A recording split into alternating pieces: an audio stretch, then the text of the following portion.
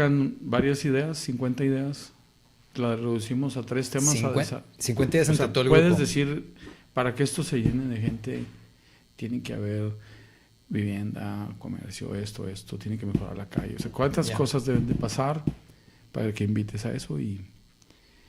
Y hacen 2 ejercicios de arquitectura y uno de urbano arquitectura. Ok. Bien, pues la cátedra Fernando López, yo me acuerdo cuando yo estaba allá, estaba esa, la de Bulnes, la de Lenoir, y había un par más. Rousseau. Fueron Enrique, esas 4. ¿Enrique? Esas 4, Enrique Sí, Rousseau. me Esas acuerdo 4 empezaron juntas. Fer, pues me da mucho gusto tenerte aquí en el podcast. Como ha sido el caso con otros invitados, pues pero seguido nos vemos y platicamos de muchas cosas, algunas que tienen que ver con el momento de algo X, algo que se va a llevar a cabo y demás. Sí. Pero pues ahora nos toca hacerlo pues en vivo y se me hace que es muy bonito porque queda como una especie de récord. Sí. Aquí en el podcast la mayoría de la gente que nos escucha son jóvenes arquitectos y estudiantes de arquitectura. Bien. Entonces te quería invitar, aparte porque tú eres una persona que yo admiro desde que yo soy estudiante, porque, bueno, y lo sabes muy bien, me acuerdo perfecto con Toño en el TEC de Monterrey. Te invitaban a dar una conferencia, pues unas 2 al mes prácticamente. Sí, y la clase de introducción también. La clase de introducción. Que él daba invitaba a charlas, ¿no? Sí, qué padre. Ahí me acuerdo haber conocido de ti. O sea, tú estuviste en una clase de introducción que luego que Elena, que estuvo en introducción conmigo. Mira qué bien. Te tocó el año pasado dar la charla y no estuvo Elena, ¿verdad? ¿A ti no te tocó? En la UDEM. En la UDEM. Sí. No, fue el año pasado. Fui a una contigo. Gilberto Rodríguez también estuvo en ese círculo, porque para mí es muy bonito porque me tocó verlos ustedes, yo como estudiante y ahora traerlos yo como maestro, ¿no? Sí. Yo guardo esa presentación que hizo Toño Garza. ¿Ah, sí? De unas veces que fui y me sorprendió lo que sabía de lo que yo había hecho y sobre todo la interpretación. Varias veces le decía, oye Toño, ya no, porque siempre enseño lo mismo, ¿no? Pero es que los alumnos son diferentes. Pues sí, es cierto. Bien. Me pasó justo con los de CONEA, me invitaron a una conferencia en noviembre y me invitaron ahora en febrero y le dije, oigan, y entonces les dije, se las cambié, dije, vamos a mejor hacer un diálogo. Qué padre, con ustedes. Una secuencia también. Y de hecho, pues entramos de una manera muy orgánica al primer punto y quería hablar contigo, que es de estudiante a arquitecto. Sí. Entonces, cuéntame tu experiencia para los chavos que están ahí afuera, que están escuchando. ¿Cómo fue tu experiencia como estudiante? ¿Cómo decidiste meterte a la carrera? Sí. ¿Cómo la encontraste? ¿Batallaste? ¿No batallaste? ¿Fue una delicia? Sí. ¿Trabajabas al mismo tiempo que estabas estudiando? Sí. ¿Dónde estudiaste? Yo estudié en la Universidad de Nuevo León, Facultad de Arquitectura. Elegí estudiar ahí desde que estaba en secundaria. En esa universidad, por cierto. ¿Desde que estabas en secundaria? Sí. Yo quise ser arquitecto desde muy chavo. Los primeros años de la secundaria ya estaba muy seguro. ¿Cómo es que sabías? Pues me gustaba mucho y quería ser arquitecto. De más niño sí, de repente quiere ser doctor y licenciado, y hasta bombero, ¿no? Y eso. Pero no, hubo algo que me gustaba mucho, la idea de ser arquitecto y de construir cosas, ¿no? Tal vez las veía más como construir cosas, ¿no? No sé por qué, y eso me di cuenta ya hace poco.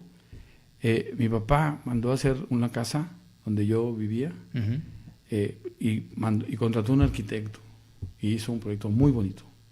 Ahorita lo veo en la mente y digo, qué buen proyecto. Ese proyecto era de hoy.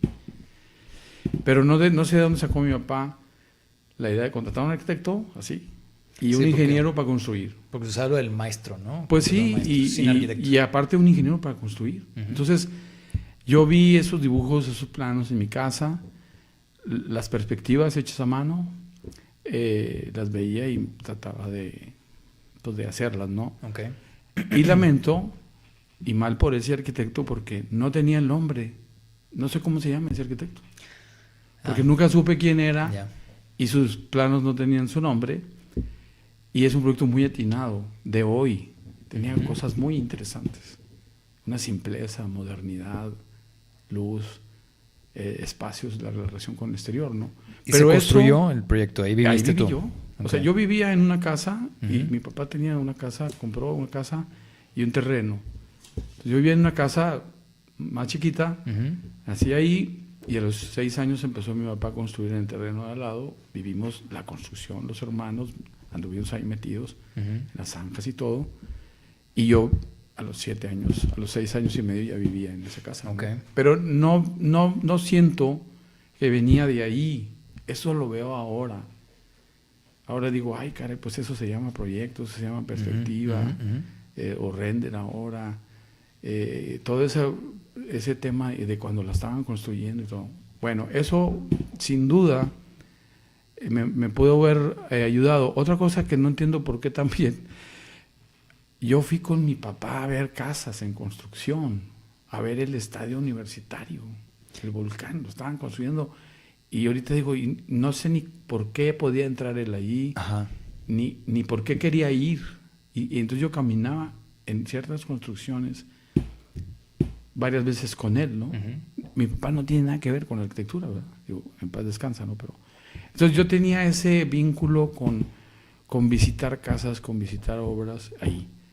Yo quería ser arquitecto. En primaria nos pidieron una clase como optativa y yo elegí dibujo, que realmente era pintura, ¿no? Porque había en prepa, segundo de primaria. En primaria. El colegio dijeron, además de las clases, tiene que llevar unas adicionales optativas, además de hacer deporte y todo. Había estudiantina, arte dramático y no sé qué, y yo agarré lo que se llamaba dibujo, pero realmente era pintura. De 7 años, ¿no? De edad. Y me gustaba un chorro. Entonces todo el tema de niño tuvo ligado, sí, a dibujar, a armar cosas, ¿Y a cómo construir cosas con madera. ¿Y cómo llegas a selección? O sea, obviamente había un gusto ahí por la construcción, el diseño, las artes, pero ¿cómo llegas? Dijiste, muy seguro, yo seleccioné esa universidad desde la secundaria. Primero me latía, cuando ya estaba en prepa y así, o bueno, en secundaria, así, me latía que sabía que había personas que estaban ahí, que habían hecho cosas, ¿no? Primero. Segundo, y bien importante, porque eso no desacredita a ninguna universidad además, es que el horario de clases era o en la mañana o en la tarde, en paquete, cuando otras universidades privadas, te puede tocar, que mis hermanos estaban frutti. En otras universidades, en otras carreras, te toca el horario que te llena el día. Y me dijo mi papá, ¿por qué quieres ahí? Además de lo que ya te dije, porque yo quiero trabajar. O sea, eso me va a dar tiempo para trabajar. Y por eso lo hacen así, para que puedas trabajar precisamente. Pues no sé si ahora es así, porque ahora a lo mejor no es igual en la misma uni. Otra cosa, porque a mí me enseñaron a trabajar desde muy chavillo. O sea, ahora en verano a trabajar y a trabajar. Y antes de entrar a la arquitectura yo trabajé en una fábrica de ahí en el almacén y aprendí muchas cosas con un tipo de gente como si fueran con técnicos, contratistas y una fábrica muy interesante frente a la fundidora que le daba servicio.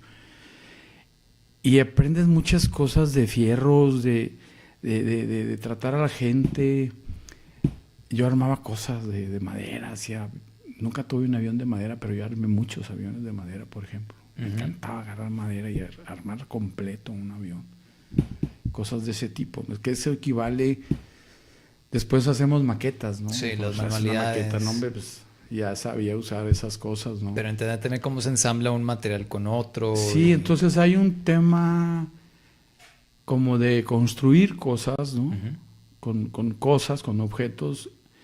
Porque luego dice, ay, el niño dibuja muy bien, va a ser arquitecto. Pues eso no necesariamente es una señal, y ahora menos, ¿verdad? Claro. Bueno, me gustó eso, me latió mucho eso, entré a la uni, me gustó mucho. En tercer semestre empecé a buscar trabajo, conseguí algunos trabajos de dibujante. Sí, era bien cumplido, era bueno para lo que te pedían, y pues eso te va abriendo. Luego te invitan a trabajar a otro lado, y luego me invitaron a trabajar en San Pedro, ¿no? ¿Qué tal tu experiencia con los docentes ahí en la uni? Qué buena pregunta, porque me iba a regresar. Fíjate que tuve buenos maestros. No recuerdo los maestros de diseño. O sea, el diseño era una crítica de la puerta y la ventana, ¿no? Pero tuve un gran maestro de historia de la arquitectura en primer semestre, que me parece que estás bien chavo para que te quieran enseñar eso, porque andas en la diversión y andas distraído. Y es algo muy serio, ¿no? Entonces, gracias a ese maestro, yo me compré una enciclopedia del arte, que vendían por semana y pues, oye papá, quiero comprar unos libros. No, libros los que quieras, ¿verdad? Claro. Tuve otro maestro, Rodríguez Murillo. De ese maestro no me acuerdo, del que nos dio la historia del arte y me metí a la historia del arte. Tuve el maestro Rodríguez Murillo que nos enseñó a dibujar la perspectiva, la isometría. Duraban como 3 horas esas clases, pero otra cosa fantástica es que cada vez nos ponía música clásica.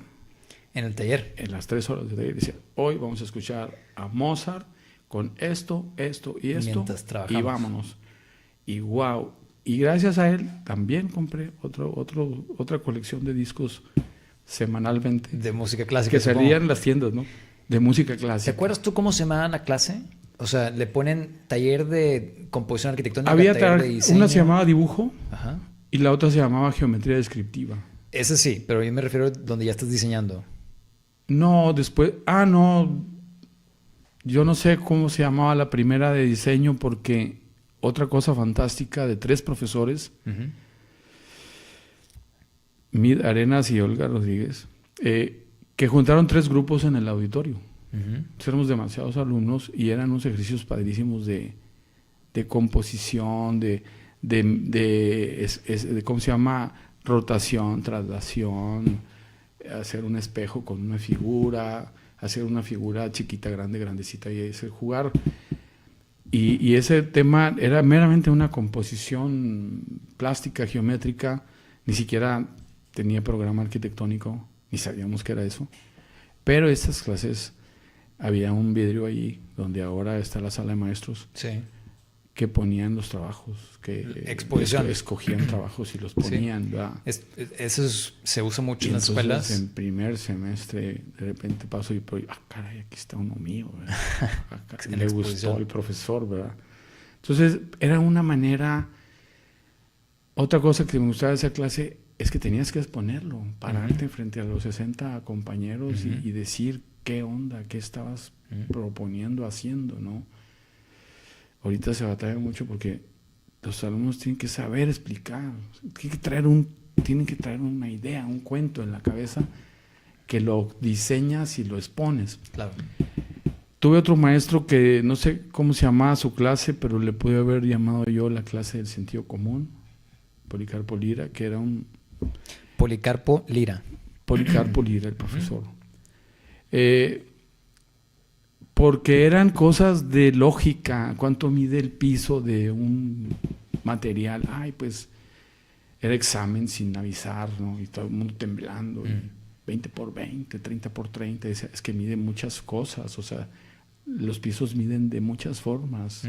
O sea, abre la mente, ¿no? ¿Qué piso se usa para esto?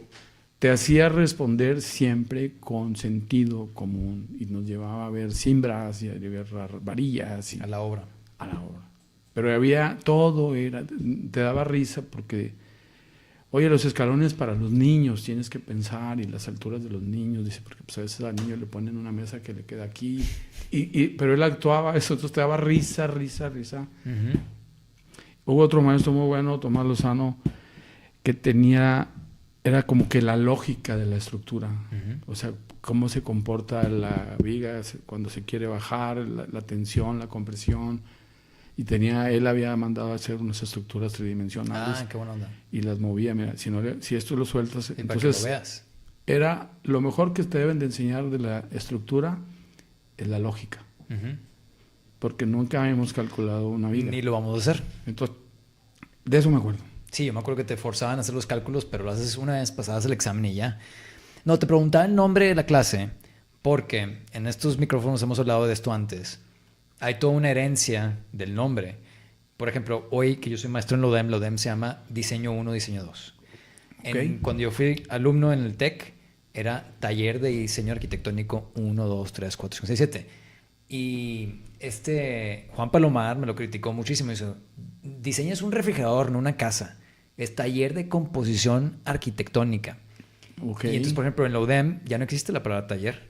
Y taller viene de la escuela antes de la academia. Eran los talleres de los artesanos. Okay. Entonces, cuando una universidad le publica un nombre, tiene como que viene con con herencia y jiribilla de cómo ven ellos las cosas. Sí. Por eso te preguntaba si te acordabas cómo se nombraban. Sí tuve talleres de diseño que tuvieron ese nombre, o diseño arquitectónico. Diseñamos que una casa y que una guardería y eso.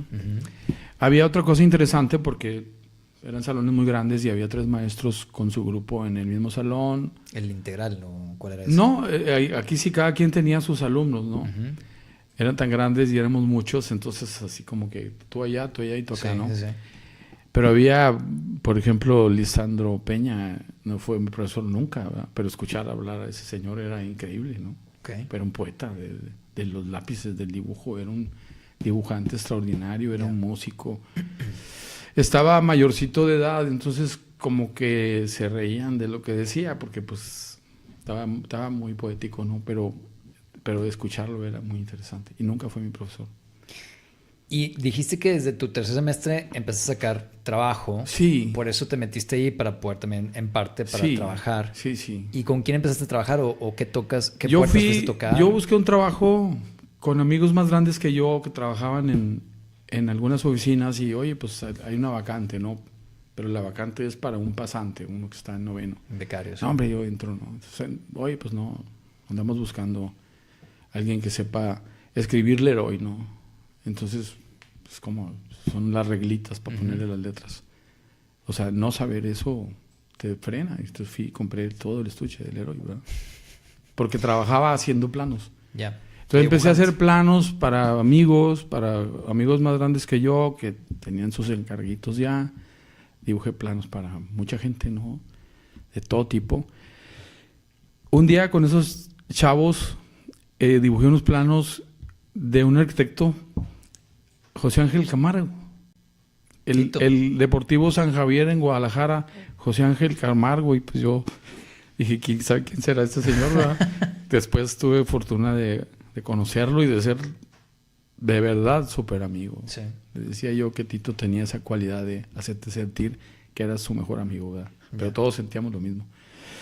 Pero ahí no había nada de relación con él, ¿no? Entonces trabajé, hice planos y un día uno de ellos dejaba San Pedro, de la supervisión del Auditorio San Pedro.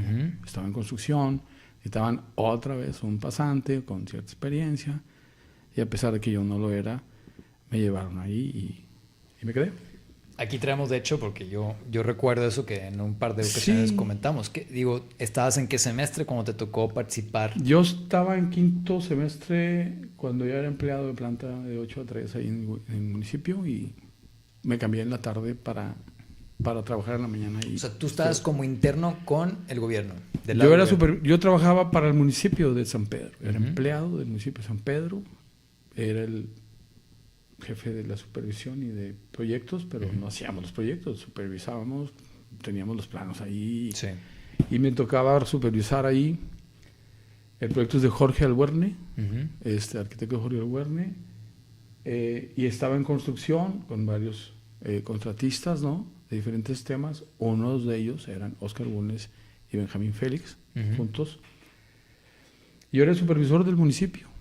Es que de repente pasó situaciones interesantes, había que inaugurarlo, de meterle mucho tiempo además, resolver cosas.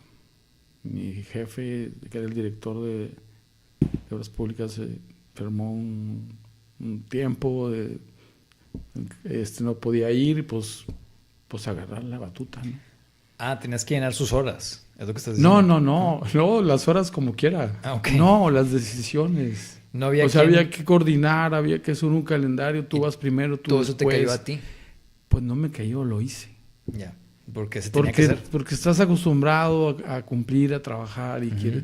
Para esto, cuando me dicen, vente, hay un trabajo en San Pedro para supervisar el Auditorio de San Pedro, pues dije, claro que sí, me voy a cambiar en la tarde, porque era verano, era junio precisamente. Para poder trabajar en la mañana. ¿Cuándo voy a volver a ver un auditorio en mi vida? Aquí voy. ¿Me explico? Entonces me gustó, cumplí, hice muchas cosas, empujamos cosas de la obra y que había que hacer. Y de ahí me invitaron Benjamín Félix y Óscar Bulnes a pasarme con ellos porque le dieron el diseño y del teatro de la ciudad. Les dieron a hacer una propuesta. Entonces, cuando te iba a hacer esa propuesta, yo me iba en las noches al 103 Grupo Diseño a colaborar con el grupo de chavos que estábamos entrando ahí para ver si se hacía. Déjanos doy un poquito de preámbulo aquí porque nos escucha gente fuera de México. Sí. Entonces, este es un teatro que forma una pieza del proyecto de la Macroplaza en Monterrey. Sí. Que la idea era conectar dos palacios, uno nuevo, uno existente, muy viejo, con una gran plaza. Y adosadas a la plaza, a sus laterales, van diferentes edificios institucionales, bibliotecas, juzgados, el Teatro de la Ciudad. Entonces tú conoces a Oscar, el arquitecto Oscar Bulnes, y a Benjamín Félix cuando estás con lo del Teatro de San Pedro. Ellos construían, Ajá. Yo era supervisor del municipio, pues supervisaba yo al trabajo que hacían ellos y otros más. Sí. El de las butacas y el de la acústica. Y sí lo hacía bien. Ya. Estaba muy chavo, pero sí lo hacía bien. Y cuando a ellos les cae el proyecto de hacer la propuesta Entonces, acá, ellos estaban formando un grupo de interdisciplinario, sí. invitando gente joven a incorporarse, uh-huh. Pero pues digamos que cayó así como, vayan a hablar con el gobernador. Yo estaba cuando el gobernador dijo, mándenmelos. Ellos les piden una propuesta porque había un proyecto previo realizado por otro despacho de Ajá. México. ¿Y por qué no procedió eso? Alternativas 21 se llama. Y estaban construyéndolo. Y pues como que el gobierno dijo, a ver, este teatro tiene este valor, tiene estas butacas, tiene esto. Y acá, ¿por qué hay algo que no me da? Y por lo que haya sido, el gobernador Martínez Domínguez ¿sí? pidió replantear el diseño del Teatro de la Ciudad. Pero estoy leyendo entre líneas. El gobernador va a ver la inauguración del de San Pedro. Iba a la obra varias veces. Y al mismo tiempo estaban comenzando. Iba a la obra porque se iba a inaugurar sí. con el presidente. Y sí. pues ahí hay recorridos públicos para asegurarte que vas a estar en el día. A mí me tocaron muchas y al comparar con el de la ciudad dice... Pues, y algo vio, sí, entre en los materiales, lo que haya sido, pero él algo vio, pero él dice también otro tema, yo quiero hacer una revisión de este proyecto. Okay. Punto. Pero este ya estaba en cimentaciones entonces. Este se hizo sobre la cimentación. O sea, la tramoya, las butacas, ahí eran. Ok. Ya estaba. ¿Verdad? No estaban. Pero los pilotes... Me refiero, el diseño estaba sí. Y los pilotes de acuerdo a eso. Sí. Y también pues la tecnología de construcción pues era concreto armado y muchas cosas que no eran para Monterrey. Uh-huh. Pero bueno, para no dedicarle mucho tiempo a esa polémica. No, sí. Hay un tema que se hace un replanteamiento del uh-huh. Teatro de la Ciudad, que este Teatro de la Ciudad usa las mismas... En alguna parte las mismas cimentaciones, pero por ejemplo el teatro al aire libre es una propuesta de que, oye, es que el teatro también tiene que salir a la plaza, porque el teatro era, como bien dijiste, era una plaza de palacio a palacio, pero en el otro eje uh-huh. tenía el teatro y el Congreso, uh-huh.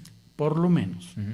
Entonces se formaba otro eje ahí que no era ajena a la plaza, el teatro a la plaza. Entonces ahí hay esta aportación que sale un poco en estas fotos de sacar el teatro a la calle, a la plaza. O después viene la segunda fase que es meter la plaza al teatro. Sí. Porque tú llegas ahí y puedes ver teatro cuando ni siquiera esperabas encontrarte una obra de teatro, vas caminando como pueblo, como cualquier visitante. Uh-huh. Y entonces te jala porque todo el mundo piensa que para entrar adentro es muy solemne. Hubo un tema ahí que por muchas situaciones de pláticas y de presentaciones, porque el gobernador quería revisar y replantear su proyecto. Uh-huh. Y, por cierto, era totalmente cuadrado, pero como el otro era muy curvo, pues como que dijeron, bueno, pues quédate con alguna curvita por ahí. Entonces ya habíamos hecho todos los planos. Okay. Y hubo que hacer las esquinas redondeadas. Hay que chavar un par de entonces cosas. Hubo que, pero realmente es otro proyecto. Ya.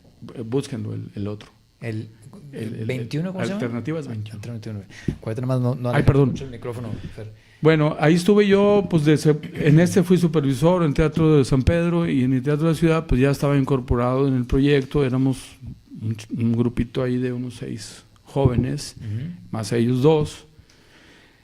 otro grupo de grandes que tenían mucha experiencia acá en construcción y en especificaciones, pero pues a mí me invitaron también por lo que nos conocimos ahí, pero porque era muy chambeador, ¿no?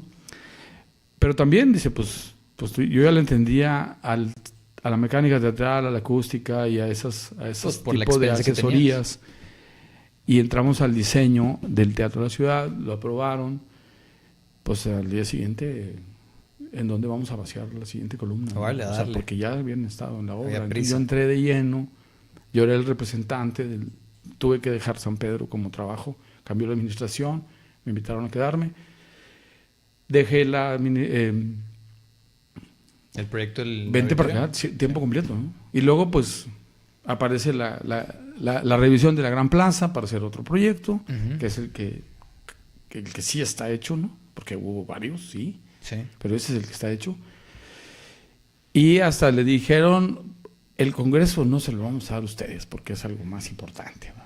Entonces después un día, por alguna razón, le pidió, porque pensaban que el Congreso debe ser así como más clásico, otro estilo, más solemne, pero un día, a ver, y le gustó mucho la propuesta del Congreso, y se hizo el Congreso. Yo estuve en el teatro, en buena parte en la plaza. Después hice otro edificio ahí con ellos, junto al Infonavit, un edificio que era para educación y cultura. Yo era ¿Dónde estaba la alberca Monterrey? Pues enfrente, es que hay un edificio escondidito ahí, entre el Infonavit y el Congreso del Estado hay otro edificio de 4 pisos o 6 que inició como Secretaría de Educación. Okay. Y yo era el encargado de la obra. Y luego viene un concurso del Infonavit que invitan a Bulnes. Bulnes hace un nuevo equipo con 5 componentes, él y otros 4. Y entramos, hicimos el concurso del Infonavit. Muy interesante concurso. Un montón de proyectos públicos para cuando tú tienes más o menos ¿qué edad? Pues el Infonavit se terminó en el 8-7, lo premió la Bienal, ya construido. Yo tenía 27 años. 27 años, para ese entonces. De hecho, ese fue el último. El Cali, ¿no? Sí. ¿No fue el último de qué? ¿De los públicos que tocó intervenir? Sí, ya. De la Macroplaza. Yo estuve en teatro, parte de la Macro, y en el de educación, que era... reprogramamos un edificio que ya existía, estaba muy padre, ya le cambiaron algo, y el del Infonavit. Ahora que sí. El Infonavit no tiene nada que ver con el gobierno del Estado, es un tema del Infonavit que es federal. Es federal y tiene una delegación en Nuevo León y le dan un terreno y participamos en un concurso increíblemente organizado. Ahora, lo mejor que he visto. El primero de esos, o sea, la dupla Oscar Bulnes y Benjamín Félix, para ese entonces cuando les piden la propuesta del Teatro de la Ciudad, ¿habían hecho un teatro antes? ¿Ya tenían nombre el despacho? ¿Tenían algún edificio público antes? No. Pues así es la vida, ¿no? Bulnes hizo unas... No conozco muchas sus casas, pero tenía una época de casas. Hizo por ahí algunos edificios, no sé, de oficinas, algo para bancos. Yeah. Pero ellos hicieron el teatro de San Pedro, la obra, no el diseño. La obra. Y lo aclaramos porque no se confundan. El diseño es de Jorge Albuerne. Correcto. Y que no haya dudas y Bulnes nunca dijo que era de él. Bulnes lo construyó, sí, con Benjamín Félix. Y ellos se asociaron en el 103 Grupo de Diseño y fueron convocando un grupo de personas de diferentes escuelas, estados de la República, y ahí caí yo. Como iban saliendo los proyectos. Y duramos varios y era una cosa muy dinámica, como para dedicarle un día, si quieres, un podcast, porque era... Yo soy el jefe de un proyecto, pero todos me ayudan. Y yo le ayudo al otro cuando está en el suyo, y yo le reviso a él y él a mí. Sí. Era cruzado, no había jefes, no había nada, y estabas en el campo de batalla. De hecho, hace un par de fines de semana estuve con Francisco Elías. ¿Te acuerdas que dio una plática ahí en la academia? Sí. Y me enseñó porque fue a entrevistar a los hijos de Oscar, porque estaba lo de la exposición esta del brutalismo. Sí. Me dijo, oye, ¿tú has visto la casa de Oscar? Y yo, ¿no? Dice, una que ya no existe, le digo, ¿no? Era el CETEC, tal cual, inclinado. Sí, ese es el country. Ahí vivió Bulnes. Yo nunca la he visto. Y la trato de buscar en internet y para meterla aquí hoy y no puedo encontrarla. Existe, no sé en qué condiciones. Nunca la he visto. Nunca he entrado. O sea, esa casa sigue existiendo porque él me dijo que ya no existía. No, tiene que existir. Literal, es una maqueta. Los cubos se llama. ¿Sí? Los cubos eran 2 cubos girados. Ajá. Y luego hizo otra casa enfrente de donde él vivía que se llama La Pirámide, que es una pirámide invertida. Que son 2 depas, 2 casas, son dúplex. Hizo otras acá por Támesis, Volga, Bravo, por ahí. Támesis, que se llaman Los Triángulos. Sí. Y era una casa dividida en 2 triángulos. 2 casas, perdón. Hizo unos departamentos enfrente de Punto Valle. Sí. Y con eso le publicaron en el Anuario Nacional. Eran muy padres depas. Nunca los visité. Ya había pasado eso. Y luego hizo unos depas muy padres en la colonia Vista Hermosa. Pero todo esto sigue existiendo. Él lo hacía, lo diseñaba y pues conseguía préstamos y eso y los construía y los vendía, ¿verdad? Y era un edificio muy padre porque tengo que hacer esto, ¿verdad? Porque eran el antepecho y vidrio de se desfasaban medio nivel. Entonces había una incrustación así de los antepechos que parecía que se engarzaba. Tipo macho y hembra. El escalonado. Y era muy padre porque entrabas a un depa, subías medio nivel y entrabas al otro. Entonces las puertas de los depas eran independientes. Eso los hizo él. Y otras cosas más. Su casa, que es muy padre. Pero, pues bueno, de donde haya sido y del teatro y de otros motivos que puede haber entre Bulnes y Benjamín, pues los llamaron de eso y luego les pidieron la plaza y luego les pidieron el Congreso. Y por cierto, que ellos, Bulnes y Benjamín Félix, fueron socios en esos proyectos. Sí. Y en un McDonald's que hicieron el primer McDonald's de Monterrey. ¿El del centro? De Gonzalitos. Ah, no, yo pensé que estaba acá. Cosa extraña, ¿verdad? Pero lo hicieron ellos 2. Ya. Pero pues no había nada que hacerle más que traducirlo. Pero entonces luego se hizo el 103, era como que Benjamín su equipo, Bulnes su equipo. Yo apoyaba a Benjamín en varios proyectos, entre ellos el del Extra, cuando se llamaba de otra forma, que se construyó después de que ya me había ido, y apoyé a Bulnes, hicimos el CETEC, ya era otra fórmula, Bernardo Orilla, Bulnes, Bernardo Orilla y yo, hicimos una fábrica en Apodaca, que son de la Bienal los 2, y cuando se estaba terminando ese, yo le dije, bueno, pues terminando este proyecto yo ya no me voy a involucrar en otro proyecto más. Porque decides comenzar tu propio... La chispita de... Emprender. De hacer algo que ya estaba haciendo. Ya estabas pues empecé a hacer algunas cosas ahí y le digo, pues es que ya tengo dando esto, no, pues aquí quédate, aquí te traes tu chamba, no. Así no debe ser. Entonces, bien amigos, ¿no? ¿Y le dudaste o fue algo que masticaste mucho tiempo? No. Es que yo creo que había otras cosas de compromisos de trabajo, de ganas de trabajar, que te llevan. O sea, no lo estaba buscando, no estaba esperando a ver cuando me caía la primera o cuando te sales o... Escuchas muchas historias, éramos muchos en el 103, éramos 15, 10, 12, a veces éramos 2. Yo a veces era el único que seguía ahí, luego volvían otros. Porque otros se cambian, se casan y buscan otras cosas. No, pues este trabajo ya está muy pesado. Era un trabajo bien pesado. Me puedo imaginar. Además viajábamos con frecuencia a visitar zonas arqueológicas, a visitar museos o arquitectura en México. Fuimos a tocar la puerta de Agustín Hernández, todos juntos. Y además, porque creo que por aquí viene algo, estudiamos diplomados. Yo estudié un diplomado de arte formalmente en la Universidad Mexicana del Noreste. Pero eso promovido por pues uno de nosotros es que ya era un contagio.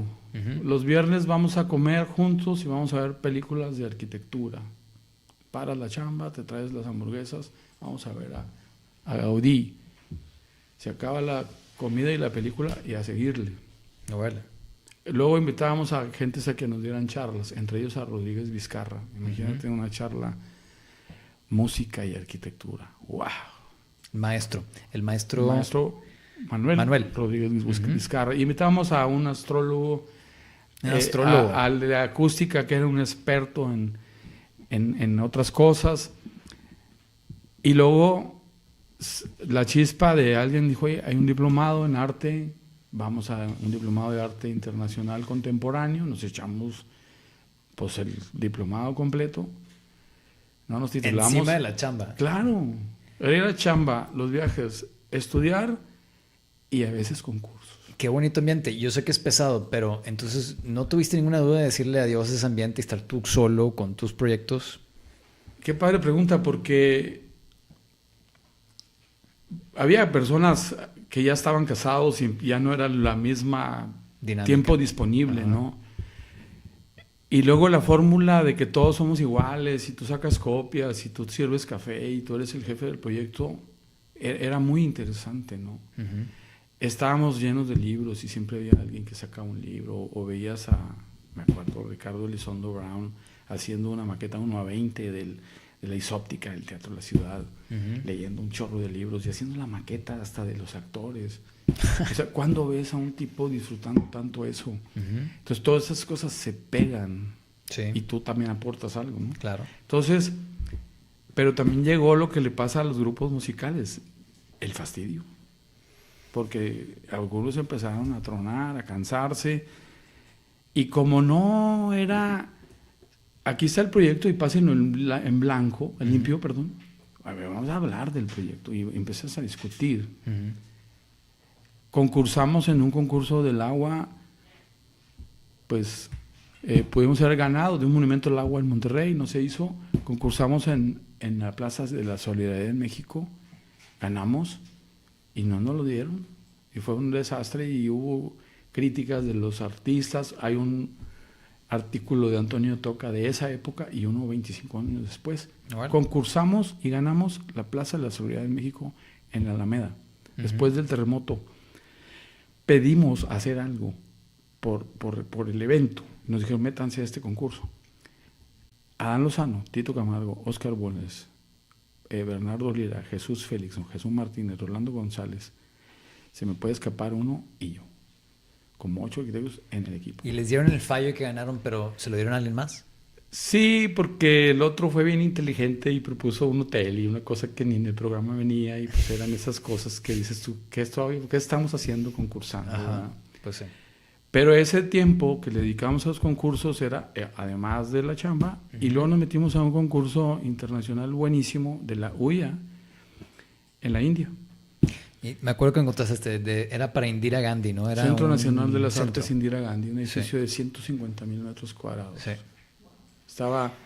Y deja tú, no había Google Maps en ese entonces. No, y le metimos 6 meses. Órale. Estudiamos, leímos, entrevistamos personas de la India que vivían aquí, personas de Monterrey que habían vivido en la India, estudiamos la arquitectura de la India, sabíamos quiénes eran los jurados y los leímos a todos. Y estuvimos chambeando. Y nos encerramos en Chipín, que conseguimos ahí un bungalow o algo la última semana para la entrega. Y mandamos el proyecto y una maqueta del tamaño de esta mesa de madera balsa. ¿Enviaron la maqueta? La tenías que mandar a una medida especial porque la metían en la maqueta del conjunto, en el Rajpad. Sí, tenía que encajar. El Rajpad, la Avenida de la República de Nueva Delhi, que viene siendo Champs-Élysées, ¿no? Sí. En una versión de un inglés, Lutyens, de apellido. Lutyens, claro. Y entonces la maqueta tuya entraba en el contexto, a ver qué onda. Y era un súper proyecto. Wow. ¿Qué experiencia?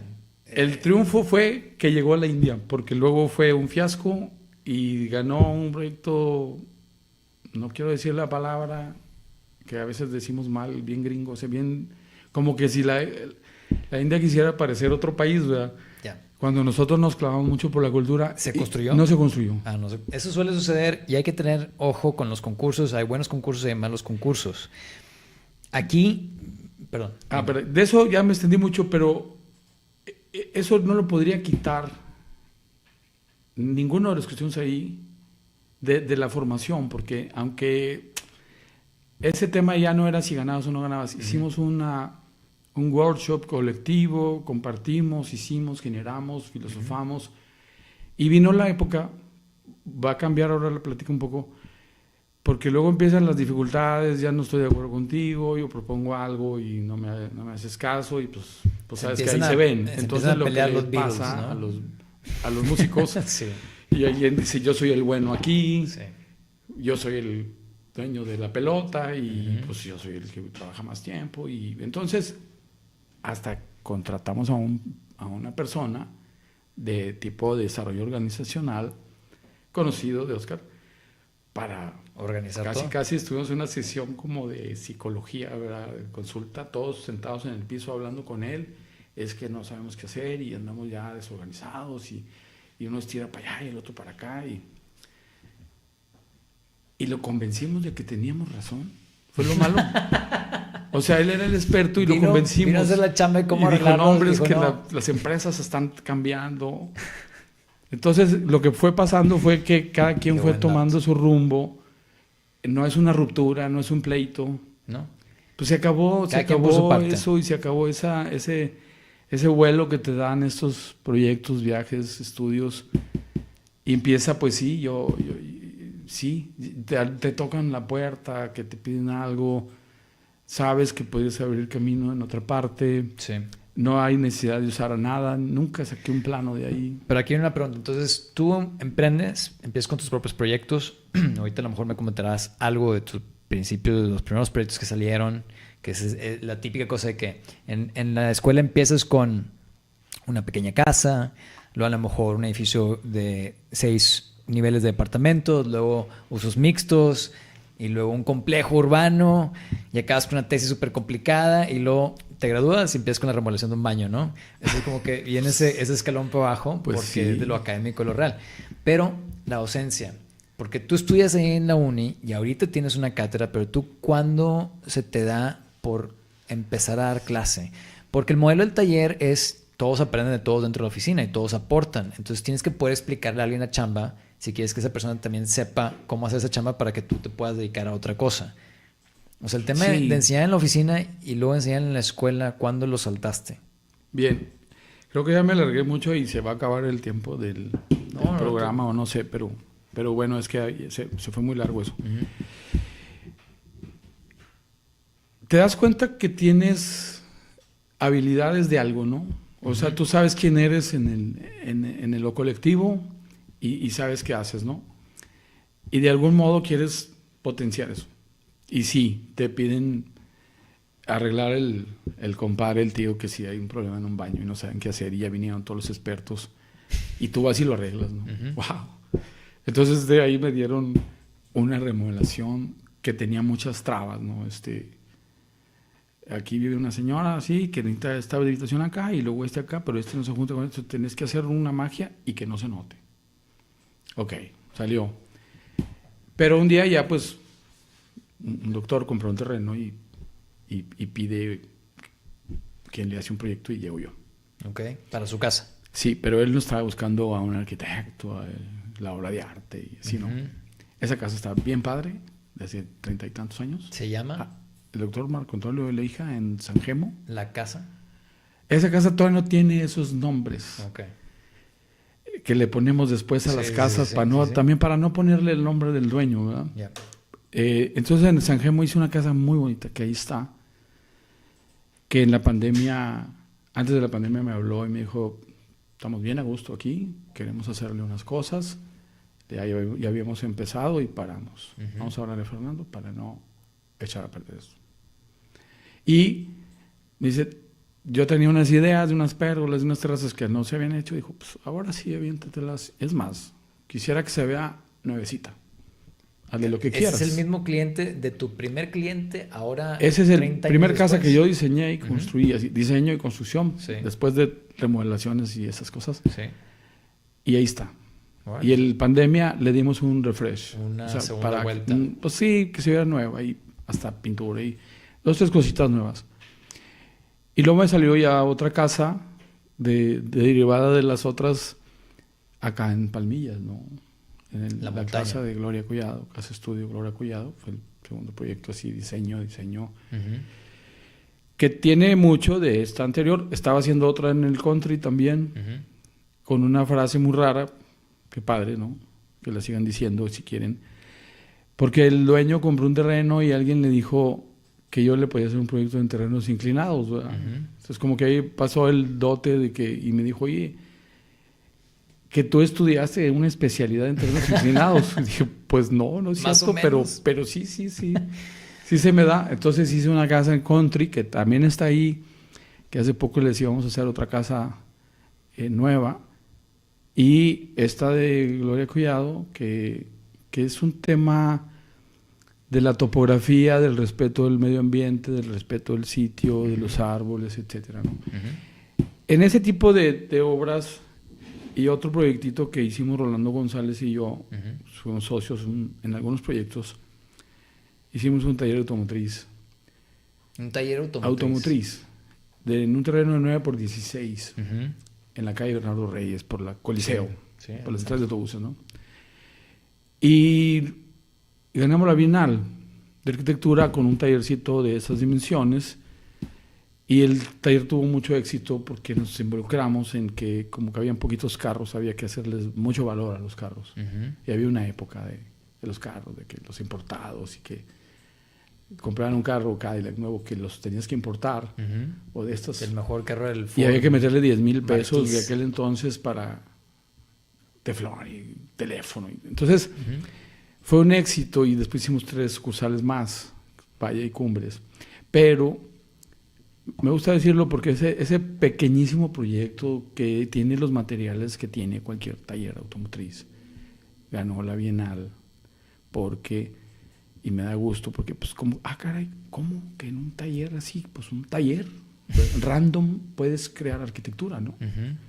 Y nosotros decíamos, es que había tan poco que diseñar, que lo diseñamos todo. La escalera, el pasamanos, la escalera era mitad acero y mitad concreto.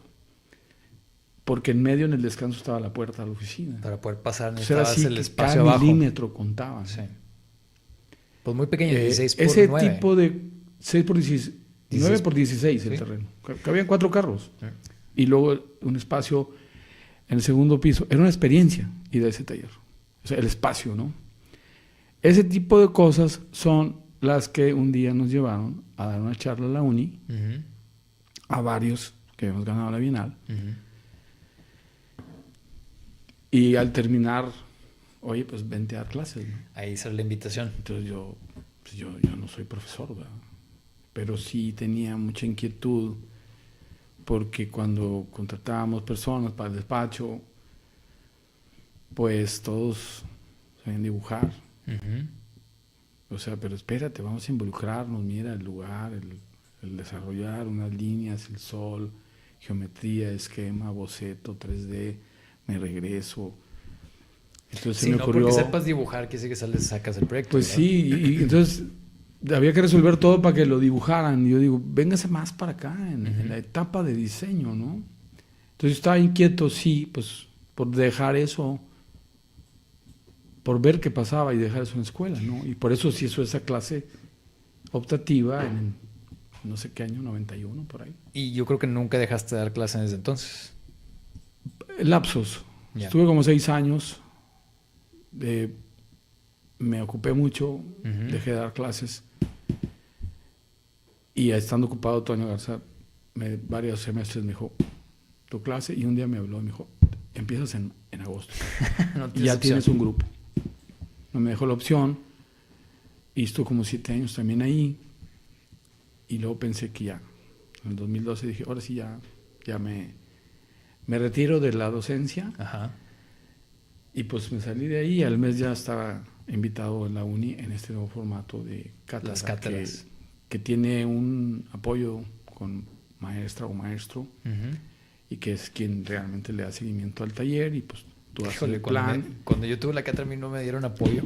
Sí, bueno, por eso entramos, porque yo sí, la verdad, no tengo manera de ir 3 veces a la semana. ¿No? Sí. A veces una me cuesta. No, y mucho. Es muy común en otras instituciones a nivel internacional que tú tienes el maestro que es el líder del concepto del taller y de las revisiones principales. Llega, se para, da un seminario y lo vuelve a ver en 15 días cuando es la revisión, y tiene 2 o 3 profesores asistentes que saben de lo que habla ese maestro en las revisiones internas y luego llega a las revisiones parciales, ¿no? O sea, se usa mucho. Sí. Los teaching assistants, Sí, TAs, sí. ¿no? Es que ahí sí que los talleres son una vivencia, muy vivenciales, es hacer una experiencia. Y a lo mejor descompuse un poco, porque no era diseño mi clase, afortunadamente. O sea, era optativa y dije, ok. Sí. Y se llamaba proceso y diseño. Me interesaba más que siguieras un proceso que el resultado. Y el resultado no se daba solo, ¿no? Sí.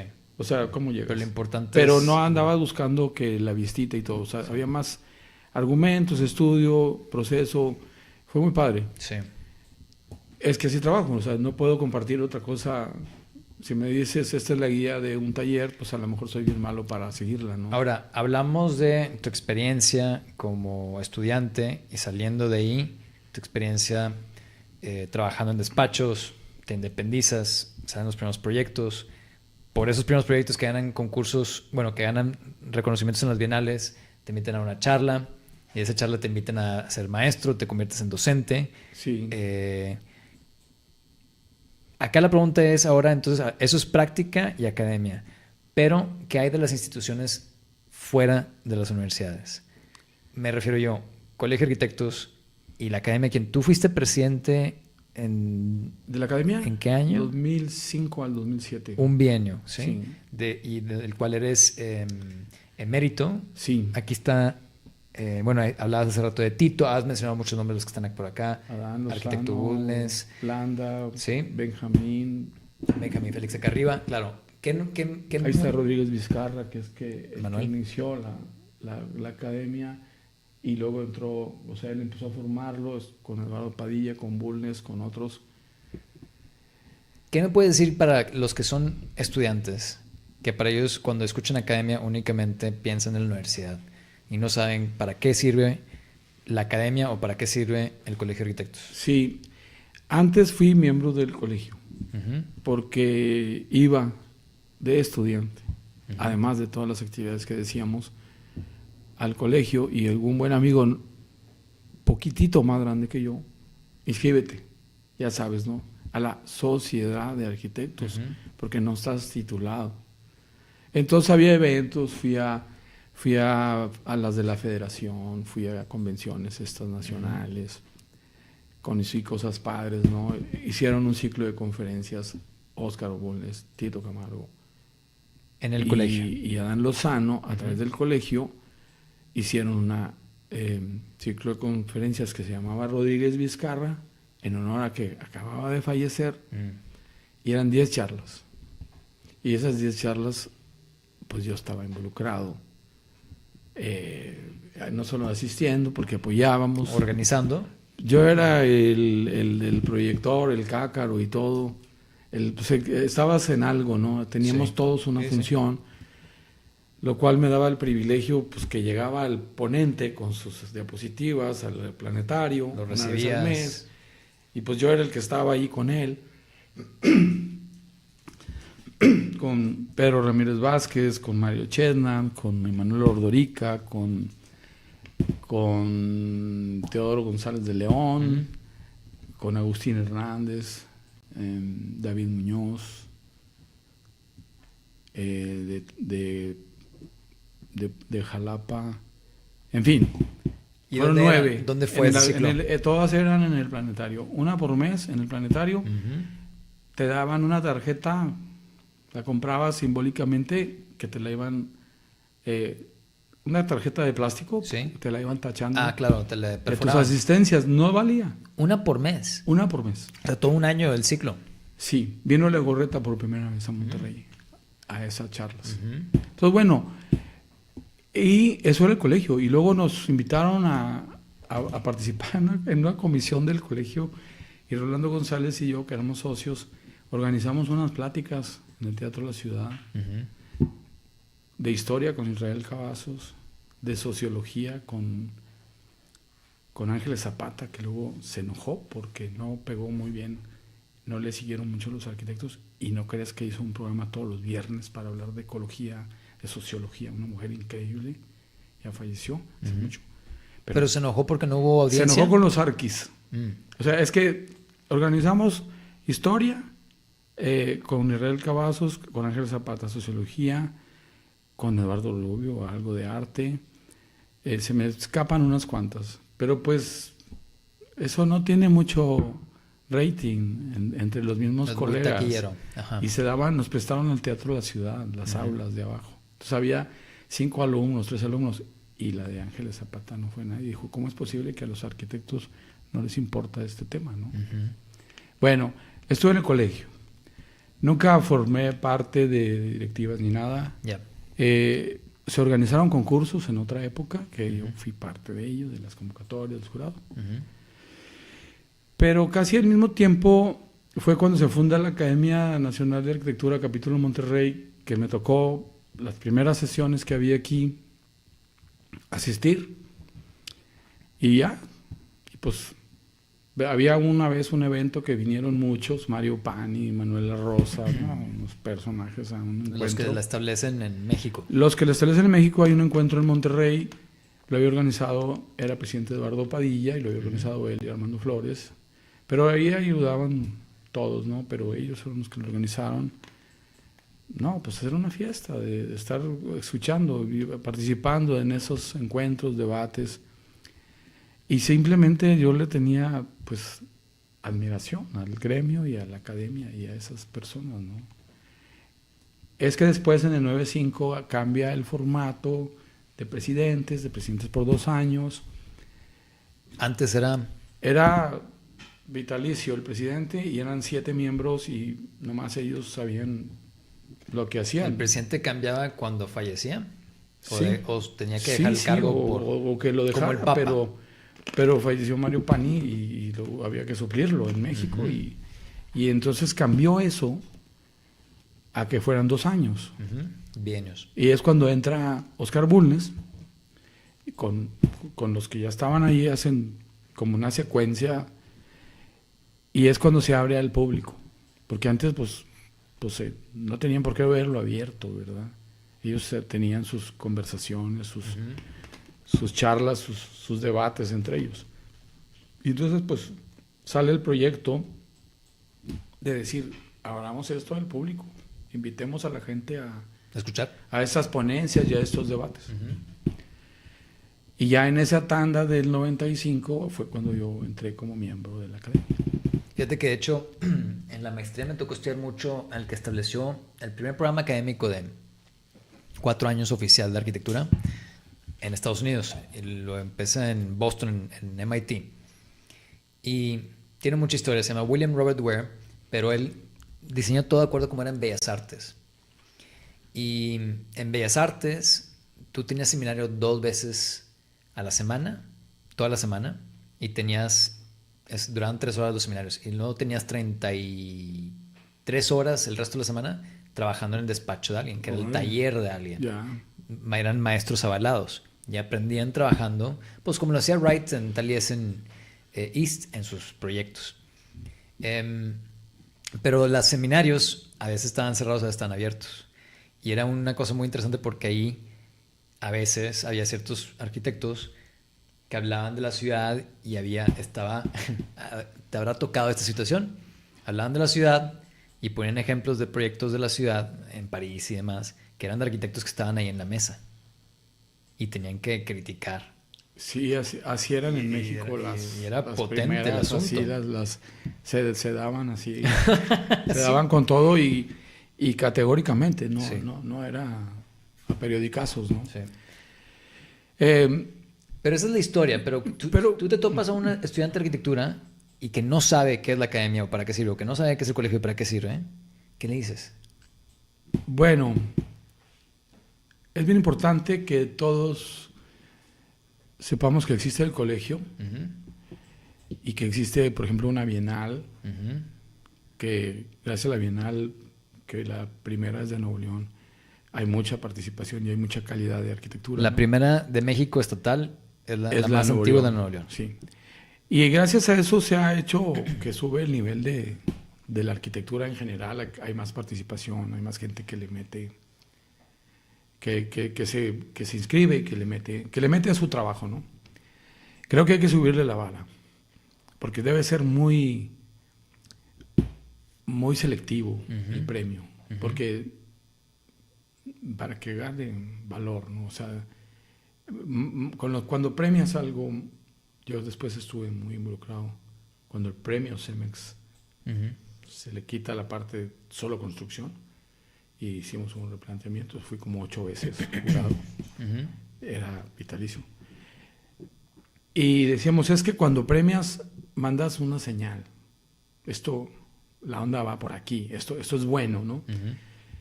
Y entonces los premios para mí deben ser como que hay alguna aportación, ¿verdad? Porque pues, obras bonitas, afortunadamente, ya hay muchas. Y aquí hay una propuesta, aquí hay una idea, ¿no? Sí. Pero, por ejemplo, el colegio, es bien importante que sepan que existe un colegio y que también el colegio atiende asuntos gremiales, atiende asuntos del profesional, de su función con la comunidad, contratos, de sus honorarios, de que pongámonos de acuerdo en qué es un proyecto y que para todos lo mismo significa. Sí. Envidiable el de Barcelona y el otro, sí, y dices, el COAC. uy, el COAC. Sí. O sea, envidiables porque todo el mundo tiene un lenguaje de lo que significa un proyecto y se han dedicado a promoverlo y defenderlo muy bien, hasta pagan un montón de dinero para esa institución, pero es que esa institución también les ha rendido frutos, ¿no? Sí. Me acuerdo que los aranceles del colegio decían prohibida su copia y reproducción. Le dije al presidente, por favor, bórrale eso. Regálaselos a todas las empresas, a todos los promotores. Para que estén entrados. Para que sepan que por lo menos eso es lo que hay que hacer. Claro.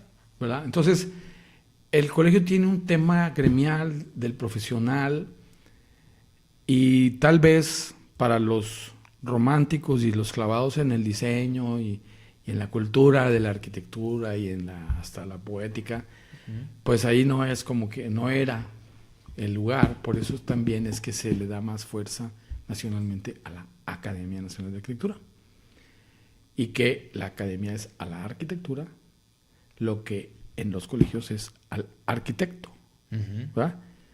Entonces la academia no debe de premiar al arquitecto, debe hablar de arquitectura, ¿no? Y se retoma. Yo no estaba ahí, o sea, yo entré después, ¿no? Pero sí estuve, el día en la que se inició la de Monterrey, ahí estaba, en el salón, pues, del Palacio de Gobierno. Porque retoman también lo de la Academia de San Carlos. De hecho, el diploma está en la Academia de San Carlos, era para fines de la Academia de San Carlos.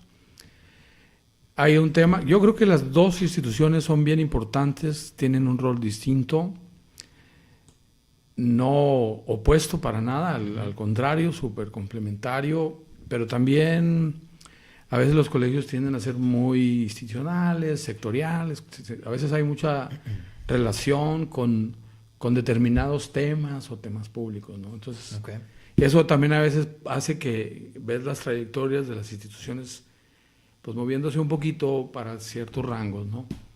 Importa el momento del país, importa hasta la construcción, la política, la economía, y pues también hay veces que... Entonces por eso... pero son pilares que en esos dos... y el pilar es el colegio, porque es la institución formal para el profesionista. Pero lo dices porque la academia se separa de ese yugo así de la economía, se separa de la política. Sí, y no se separa, porque a lo mejor hay un grupo que dice, la anécdota que te cuento de los talleres que hicimos, pues no fue agradable porque a la mayoría del colegio y del mismo consejo no le interesaban esos temas. Éramos unos cuantos los que queríamos hablar de estos otros aspectos más humanos, más culturales, y sigue siendo lo mismo, o sea, que ha cambiado porque afortunadamente nuestro colegio pues ha ido girando más a hablar de arquitectura, ¿no? Porque son muchos años, ¿no? Claro. Entonces depende, son tiempos, y la misma academia puede tener tiempos dependiendo muchas cosas. Sus épocas. Pero entonces el tema es, pues la academia busca hablar de arquitectura y la Academia de Monterrey al abrirse, pues es que le dejas a la ciudad, ¿no? Colaboré, yo creo que colaboré en casi todos los bienios, de alguna manera. Colaboré mucho con Bulnes, con Camargo, Juan Carlos, fui secretario con Luis Préstamo, fui presidente, después volví a ser secretario, ¿verdad?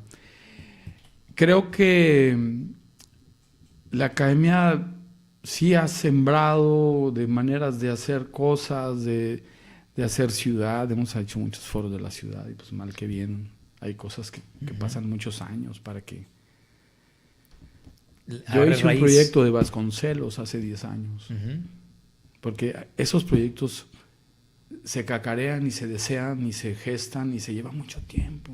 Y las administraciones públicas son cortas, entonces, aunque un alcalde les quiere hacer, entonces les llega el tiempo a esas obras. Eso lo traíamos más adelante acá, pero me gustaría... No, me faltó mucho, pero esta no va a ser la última que vamos a grabar, como quiera, Fer.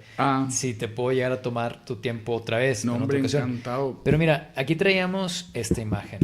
Ahorita tocaste el punto y tengo una curiosidad. ¿Cómo ves tú? Digo, no es porque sea fifí, pero la gente que es fuera de México y de Nuevo León no sabe, San Pedro es un municipio muy adinerado, de los más adinerados de México seguramente. Pero ¿cómo ves tú la inversión que se ha hecho a los espacios públicos y cómo se ha hecho y cuáles son los resultados en los tiempos que se hizo? Porque ha sido muy criticado y ha sido también muy aplaudido. Entonces, ¿tú cómo lo ves? Tocas varias cosas. Los proyectos de ciudad, lo he ido aprendiendo, se llevan varios periodos de gobierno. Administraciones. Sí. Me voy a brincar al Parque Fundidora porque el gobierno, el banco se vuelve el público, la fundidora quiebra. Acá está. Entrega los terrenos al banco. Luego el banco se vuelve público. Y luego un gobierno gestiona que siendo público el terreno que tiene el banco. O sea, la fundidora entrega sus terrenos al banco. ¿Y el banco cómo es que se hace público? Un presidente se expropió la banca. Expropió una banca. Claro. Entonces tenemos unos periodos presidenciales con una banca pública. Todos los bancos eran del gobierno. Cuando estaba Miguel de la Madrid. ¿Verdad? Esto era de que si tenías dólares te los cambiaban. Sí, López Portillo, hay un tema, entonces la banca se vuelve... Se expropiaron la banca. Entonces, como esos terrenos los tenía el banco, y el banco ahora es público, pues el gobernador Jorge Treviño gestiona que le den los terrenos de fundidora a Monterrey para un parque urbano, con ciertas características que están en un periódico oficial. Es un decreto presidencial. Bien. Son los terrenos de la cerera, de la fundidora, que se los regresan al banco. Al ser de un banco y el banco ser público, esos terrenos se enajenan, se ceden al gobierno de Nuevo León para que haga un parque. Después viene otro presidente y vuelve otra vez privado los bancos, pero ya el terreno ya estaba ya de este era lado. Público. Y entonces el terreno de Peñoles, que también lo tenía un banco, lo compró el gobierno ahora. Pero fíjate cómo son sexenios, ¿no? Porque vamos a tocar uno o trienio. Es que hay que darle la medalla para todos, ¿no? Alguien logra que se hace el terreno y ahí está escrito que hay, y hay un plano, le llaman proyecto, y hay un autor del Parque Fundidora de ese proyecto. Ese proyecto del parque no existe. De ese plano original. Existe Sintermex, La Arena, el Hotel Holiday Inn. ¿Verdad? Sí. Que la arena se quedó ahí tirada muchos años porque ya no se iba a construir y otras cosas del país, de la economía. Entonces, bueno, hay un gobierno que se hace el terreno, hay otro gobierno que le da un empujón, hay otro gobierno que empieza el Santa Lucía con el Museo de Historia y un pedacito de río, y luego otro gobierno le hace 100 metros más, y yo estaba desde entonces, por alguna razón, involucrado y haciendo dibujos y cosas del Parque Fundidora. Y entonces viene otro gobierno que dice, oye, aquí está este parque pendiente de hacerse y aquí está el decreto. Entonces yo tomé el decreto y todas las palabras del decreto para transportarlas al programa arquitectónico y al deber ser de por qué tenías que hacer un parque con esas funciones. Si quieres después hablamos más del proyecto, pero porque estamos hablando de varios gobiernos y al tener este éxito y este beneficio, está Santa Lucía creciendo y está el Parque Fundidora y empiezan a pegar, hay que comprar este terreno para que tenga reservas. Sí. Viene otro gobernador y agarra el paquete del Fórum Universal de las Culturas y es el que conecta 2004. Antes de 2004 fue Entonces eso mismo, Genaro Leal, el alcalde de San Pedro, hizo la Calzada del Valle para caminar y pusieron para colgarte y hacer abdominales. ¿Y fue criticado en su momento la Calzada del Valle? No, porque era así como de tierrita y con unos, tenía patrocinador las cosas para hacer ejercicio y fue un gran alcalde y la policía de San Pedro era... La pregunta acá es porque estos proyectos, y no salen aquí, porque aquí salen dos, digamos, mantenimientos y recuperaciones de terrenos que parecían parques y demás, pero viene también toda la reutilización, renovación del casco aquí antiguo que estamos aquí abajo. Sí, y el mismo Vasconcelos. La Calzada del Valle lleva 5 capas, ¿no? Okay, la de Genaro Leal, Felipe Zambrano hizo otra cosa. Claro. Luego alguien llegó, hizo un concurso de arquitectos, que ahí fue cuando ya no nos poníamos de acuerdo los del 103 y no concursamos. Okay. Y Tito Camargo ganó haciendo el corredor por el medio con unos taludes y unos lomeríos, llamaba él. Entonces cambió porque antes era por la orilla, eran vueltas. Yeah. Y ahora pasó en medio y luego viene otro alcalde que le gusta correr y cambia la superficie entonces se volvió un exitazo, ¿no? Y empieza también un lenguaje de entender la arquitectura de paisaje, los proyectos de los parques lineales. Sí. Yo me metí a ASLA en el 94, estaba de miembro en ASLA, estuve 15 años yendo a eso. Armamos un programa para la maestría de la universidad que iba a empezar y por otras cosas de la uni no empezó. Entonces sí, empieza a hablarse mucho de muchas personas, de paisaje. Tenemos amigas paisajistas que no se les daba un proyecto porque la gente pensaba que el paisaje era para poner bonitas las cosas. Lo que sobraba del terreno. El mismo arquitecto le decía, pues ahí te dejé un pedacito para que me lo pongas bonito. Yo creo que es una cultura que entre todos, universidades, colegios, arquitectos, charlas, se ha venido dando. Y no le quito el mérito a ninguno, ni a los que abrieron el camino, ni al que esté en este momento porque estamos hoy. Mañana va a venir otro. Exacto. Y va a encontrar unos espacios propicios y va a ser algo muy bueno.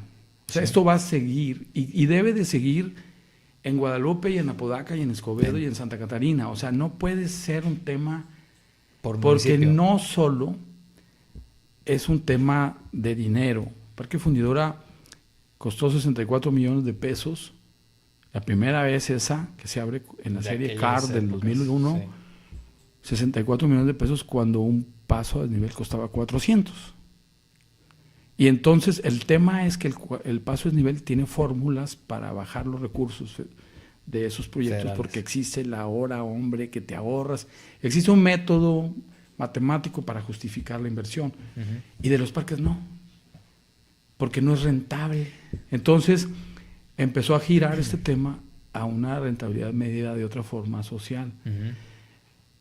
Va a haber pronto un evento en la academia como el que tú asististe y hay varios componentes invitados y algunos de ellos hay arquitectos bien padres en nuestro gremio, instituciones que no había, que están gestionando el espacio público, que están manejando proyectos. Ojalá hubiera muchos, que si Distrito Tech, que si el otro. O sea, hay un montón de personajes que están haciendo que esto camine. A mí me pidieron un proyecto de Vasconcelos hace 10 años y hubo 2 alcaldes, el que me lo pidió la agencia estatal y se entregó. Y por ahí hay cositas ahí, ¿verdad? Pero ya había el interés de un alcalde, pero se le acababa el tiempo porque eran 3 años. Viene otro alcalde, tampoco pudo. Pero qué padre, porque siguen y empiezan a aparecer esas cosas, ¿no? Tenemos muchos años de querer quitar los cables, de hacer otro tipo de banquetas. Y qué padre, tiene su mérito todo quien sea. El actual de varios municipios, por cierto. En San Nicolás también están haciendo cosas muy padres, peatonales. Y puede haber en otros que no he visto. Entonces, qué padre, porque son momentos y con mucho trabajo, con equipos, la agencia o el Implan tiene una figura que tenemos muchos años de estar deseando. Existió y la quitaron. Y puedes buscar foros de los que hemos hecho en la academia que decimos esa frase. Necesitamos empresas públicas de Medellín atomizada en nuestra área metropolitana. Empresas públicas de Medellín hace proyectos, tiene una carpeta de 50 proyectos para cuando llega un gobernante ya le tiene los 5 que siguen. Ahí listos. Y además tiene recursos. De hecho, ahorita, hablando de Fundidora, hay un proyecto que viene para los visitantes que vamos a tener cuando va a ser el Mundial de fútbol. Sí. Que es conectar un montón de estos parques lineales y ahí entra el puente que terminó Silverio que cruza el río para conectar y demás.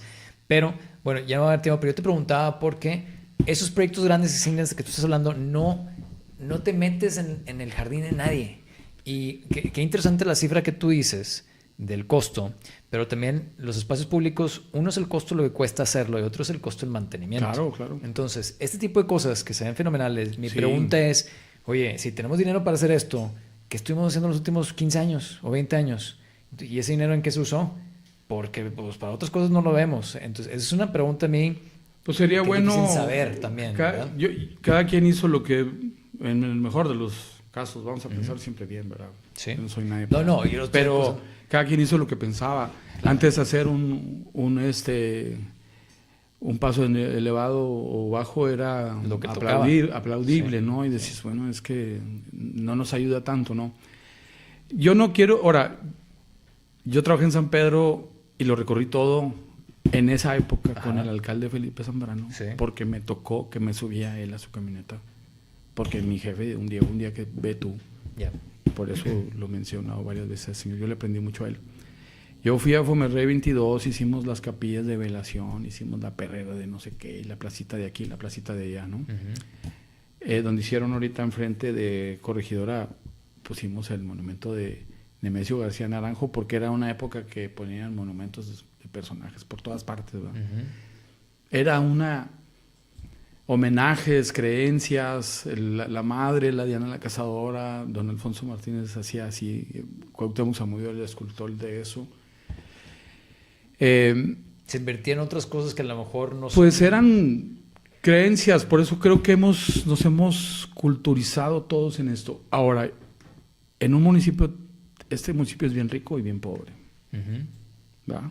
Tiene espacios muy tiene el otro lado del río, limitados, tiene muchas cosas, entonces hay que hacerlo. Yo creo que hay varias administraciones recientes que merecen reconocimiento por meterle ganas. Hay un tema con los diseños de los parques, porque le decía yo a una americana que aprecio mucho que vino al Fórum Universal de las Culturas en una semana que yo organicé. Aquí en México tienes que diseñar las cosas para que se construyan mal y se vean bien en la calidad de construcción, en la obra pública. ¿Verdad? Porque no todos tienen tanto dinero para hacer el gran parque con todos los materiales y todos los acabados. Entonces hay que ser porque tenemos muy buena obra, mano de obra, sí. Sí, pero la obra pública a veces es un poco descuidada, con todo respeto. Pero bueno, a donde voy, que también hay que cuidar. Hay muchas cosas en los parques y en los paisajes que hay que tener cuidado por el tiempo, porque esa cosa tan bonita, necesitamos que duren mucho los parques con bajo mantenimiento, porque lo que tenemos es bajo mantenimiento. Poca agua, bajo mantenimiento. Y lo que tenemos es que muchas veces el siguiente alcalde no le va a meter el mismo y entonces luego se cariño lo quitan a algo que hizo el anterior. Exactamente. Porque se puede ocupar en otra cosa. Pues vamos a dejar discusión ni críticas. O sea, es una naturaleza. Se supone que los mantenimientos se han asegurado. Se supone que es una cosa que se deja en un presupuesto y que es más difícil que te lo quiten y demás, ¿no? Pero yo voy al diseño. O sea, hay que diseñar algo de bajo que sabe envejecer y que sabe durar. Teodoro González dijo un día que le encantaba el concreto porque era un material que sabe envejecer. ¡Wow! Entonces, ¿qué quiere decir eso, no? Qué bueno, tenemos grandes espacios públicos, tenemos varios sectores de Monterrey, a veces hago caminatas urbanas, así, porque sí, 4 o 5 kilómetros random por la Purísima, por el TEC, por aquí, por allá, con la cámara. Y tenemos muchas cosas que antes no teníamos, pero tenemos un déficit tremendo de banquetas, de calidad de espacio público para el peatón, de transiciones entre lo exterior y lo interior en los edificios. Tenemos edificios carísimos que nomás tienen la puerta de trancazo ahí en la banqueta, que no te ofrecen una transición, un porticado, una plaza. Lo ves mucho en Colombia, por ejemplo. ¿Verdad? Y digo Colombia por no decir España o Alemania, pero pues Colombia, dentro de los mismos pocos recursos que tiene para construir sus ciudades, tiene un poco de generosidad a lo público, ¿no? Sí, de hecho un desarrollo que está aquí en San Pedro, tú me lo comentaste la vez pasada, esas transiciones no las ves. Estoy hablando de Arboleda, claramente, el remetimiento, las áreas jardinadas, pero pues es un desarrollo donde tenían mucho dinero para invertirle. El problema es cuando ves desarrollos que tienen dinero y no lo hacen. Y también que son diseñadores que no son de aquí, porque los de aquí no estudiamos así, porque no nos hemos preparado para hacerlo de esa forma. Pero yo creo que ahí se propusieron, ahí son los dueños se propusieron que querían eso. No, claro. Y claro, pero los el mismos dueños, el diseñador no es local. De acuerdo, pero lo que pasa es que los mismos dueños de otros terrenos se oponen a ello. Entonces, todo buen proyecto necesita un buen cliente también, aparentemente, ¿no? Pierdes terreno vendible, rentable, etcétera, pero pues yo creo que supieron hacer los números muy bien y la magia, porque luego resulta que esos espacios así al aire libre también se rentan y son bien caros. Sí. O sea, no es el tema del negocio, lo hicieron por... Me gusta mucho el propósito de haberlo hecho, el resultado. Sí. Ojalá se repita en muchos sectores, en muchos diferentes formatos, barrios, proporciones de la ciudad, que se vuelva común. No le iban a hacer si iban a perder dinero, lo que estás diciendo. Claro. Entonces, Y hay una rentabilidad no tan directa en matemáticas, pero y hasta la plusvalía, ¿no? Pero una cosa que yo siempre critico a los desarrolladores, que son el 70% de mis clientes en la oficina, es que quieren repetir la misma fórmula comprobada. Sí. Entonces hay poca exploración. Y yo entiendo que cuando estás explorando con tanto dinero, pues es riesgoso. Entonces, funcionó acá, pues me funciona a mí. Espérame, pero es que es una liga que tú estiras y hasta un punto ya no va a funcionar. Y te vas a quedar con el último señor que vendía caballos cuando todos ya traían automóviles, ¿verdad? Entonces, tienes que poder ir explorando e innovando y probando cosas nuevas. Entonces... Pero se oponen mucho a esa innovación y entiendo porque traen la responsabilidad de su dinero y de muchos otros inversionistas, pero pues es la labor de nosotros como arquitectos también de hacerlos ver el otro lado y que pueda haber una plusvalía más allá de nada más metro cuadrado rentable construido, ¿no? Nosotros trabajamos con las matemáticas de los proyectos. O sea, yo hice un proyecto grandecito, Gaia, 19 hectáreas y... Tenemos ahí una imagen... 19 hectáreas. Hay un PDF por ahí que puedes sacar. Porque ahí eran casas, terrenos de 7 por 15. Entonces tienes calles cada 30 metros, ¿verdad? Entonces ibas a pelar todo el cerro, ¿no? Pero afortunadamente eso hacía que costara muy caro transformar el suelo para hacer una casa chiquita. El otro que trae imágenes. Afortunadamente ya costaba muy caro transformar el suelo para hacer una casa tan chica. Entonces, por alguna razón, hicimos de algunos proyectos, dieron conmigo. A ver qué propones. Entonces me dieron un pedazo de terreno. Dije, pues es que no puedes estar pelando el cerro porque te cuesta mucho dinero. Tienes que cortar para hacer la calle, tienes que cortar para hacer la casa. Hicimos un plan de macrolotes de 5.400 metros donde caben pues, edificios en un formato vertical de no mucha altura. Y cuando ibas a hacer 315 casas, pues ahí hay una factibilidad para 700 y pico de departamentos, pero usando el 45% de los 5.400 metros y dejando el doble del área verde que te pide la ley. Porque sí. ¿Cómo que porque sí? ¿Por qué quieres regalar terreno? ¿Qué te pasa? A ver. Tú tienes la totalidad de un suelo, tienes una densidad permitida, esa es tu ecuación, ese es tu valor de venta. Para ganar dinero, gasta menos dinero, transforma menos el suelo y deja un espacio abierto de parque en el medio, para que los edificios queden alrededor de un parque. Y también porque tienes que tener algo atractivo, porque si no, nadie va a querer venir a vivir aquí por otras situaciones que a veces hay en los contextos, ¿no? Ah, caray, pues tiene sentido, porque hasta en las matemáticas lo tenía. Entonces, hay un conjunto urbano de 14 edificios, apenas van en el segundo. Yo no estoy haciendo los edificios, yo hice el concepto, el plan maestro. El plan maestro. Un plan maestro que reconoce los escurrimientos pluviales, que en vez de hacer 12 o 15 calles, son 3, que son 2 cuerpos para que se compensen con la topografía, que dejan en medio, en donde está más bonito, no donde estorba el área verde para un parque. Además que esa configuración tiene una vista panorámica a la sierra de enfrente, tiene los vientos de todas las tardes. Y hace más de 10 años hicimos ese proyecto, se tardó como 4 o 5 en que se comprendía y se aprobaba, se aprobó, se vinieron las crisis que pasan por nuestro país, ya lo están construyendo. Este proyecto, llevo varios proyectos así, tengo otro más, este se está construyendo.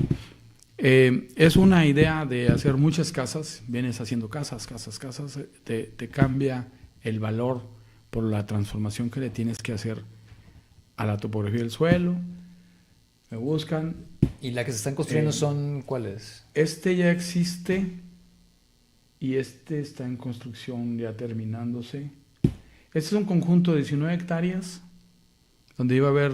¿Está en Santiago? Está en Monterrey. Está en las faldas del Cerro. Es en Monterrey. Ah, ok. Yo pensé que está en la carretera nacional. Está por la falda del Cerro Lucía, saliendo de la carretera nacional. Okay. Lo ves a la izquierda. Ahí es un proyecto que tenía casas de cierto valor, de cierto nivel, y pues ellos tenían ya el permiso para seguirle. Se dan cuenta que eso ya no va a ser negocio, entonces hay que cambiar el formato. Entonces eran suburbios de 19 hectáreas, puras casas. 315 casas, pero la densidad de esas hectáreas te da para 700 y pico de departamentos. Y yo hice un proyecto de edificaciones de 70, entre 60 y 70 unidades en cada uno de los 14, espacios para comercio, que te pide el municipio comercio, algo para equipamientos, y el doble del área verde, el doble de lo que pide la ley, porque pues demos algo a cambio. El atractivo. Pero démoselo al usuario. O sea, sí, se lo dice al municipio, y a veces, oye, ¿cómo que vas a regalar terreno? Es que con lo que... Como ya tienes la densidad, usa lo menos que puedas. Los lotes son de 5,400 metros cada uno. Pues, oye, ¿a poco no nos encantaría hacer un proyecto de depas en esas superficies, no? Es también una inversión muy diferente para el desarrollador. Porque el proyecto antiguo, si lo entiendo correctamente, era lotificar. Y entonces tú lotificas, vendes el terreno y te olvidas. Sí. En cambio acá... Sí. Esto es chamba para varias generaciones. Eso dijo uno de los socios. Mis nietos van a terminar este proyecto. Claro. Sí, muy claro, está bien. A mí me dijeron, mi unidad de negocio es 60, 70 viviendas en ese sector por año. Tienen más negocios. Entonces, por eso es que, pues, aviéntate un edificio de estos poco a poco. Vienen crisis, vienen cosas que cambian los ritmos. Pero... me gusta mucho que la comunicación en Instagram de este proyecto habla de que vives alrededor de un área verde, tienes la vista. Creo que ese es cuando hablo de la arquitectura y el lugar. O sea, es mi charla permanente. Que la arquitectura se une al lugar, explota el valor que tiene el terreno, en el buen sentido de la palabra, para que lo disfrute el que va a vivir ahí, ¿no? Entonces, vivir alrededor de un parque, enfrente de un parque, pues es diferente que tener un parque por ahí. Claro. Y tenía que ser en medio, pero además hay un tema de que reconoces el agua de lluvia y otras cosas, ¿no? Que por aquí tienes un tema de cuando cambia de escala. Claro, pues hasta al principio nos saltamos. Porque este concepto lo había hecho yo en casas, en residencias, en casas en la montaña. Y lo pudiste extrapolar. De los árboles, de conservar el paisaje, de potenciar el paisaje. Luego me lo llevé a un proyecto de 22 casas en Santa Catarina, que yo hice todo el proyecto. Y casi toda la obra también. Un predio de 4.500 metros, 22 casas, con un parque en medio, con algo más en el espacio, se sienten muy amplias, la altura, el truco del diseño que te da luz, que te da más espacio, y un parquecito en medio. Todas las casas, porque sí, tienen su árbol enfrente. Oye, ¿cómo que todas las casas tienen su árbol? Son igualitos. Los árboles hoy son más altos que las casas, es un sectorcito arbolado. ¿Cuántas casas eran ahí? 22, son 22. Yeah. Son 22 en Santa Catarina, es un conceptito, de ahí fue que... Va creciendo.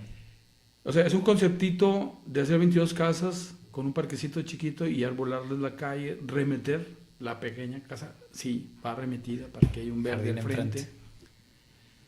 Hace poco me invitaron a cenar ahí unos vecinos. Oye, te queremos invitar a platicar, ¿qué onda? Y me dice, escucha, en la tarde, en la nochecita, niños y pájaros. Ya. Yeah. Wow. Reforestación extrema, le dio el premio. ¿Cuánto tiempo tiene? Esas casas son como del 2004. Ya, pues ya tiene sus 20 años. Es que de ahí, alguien que vio eso y que andaba involucrado en esta empresa, sabe que yo creo que hay una persona que nos puede aportar una idea, entonces... Me buscaron, hicimos eso y pues ahí está. Ojalá hubiera predios en la ciudad o fuerita, no tanto, de generar estos como conjuntos, ¿no? En alguna parte se están haciendo muy bien a partir de unas construcciones o fábricas que existían que quitan o no quitan y luego hay ahora diferentes conjuntos de vivienda, ¿no? Pero el formato aquí es el vivir alrededor de un parque. ¿Ellos ya estaban abiertos en verticalizar el desarrollo? No. Ellos no lo habían pensado. Es que lo que ellos sabían que hacer casas ya no era el tema. Ok. O sea, vale más la transformación del predio que la casa. Entonces por aquí ya no puede seguir siendo. Tienen que, así, con el costo.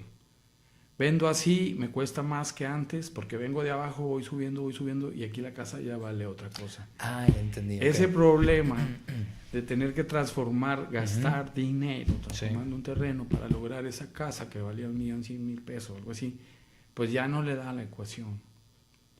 Entonces hay que generar un nuevo producto inmobiliario para unas condiciones de ahí.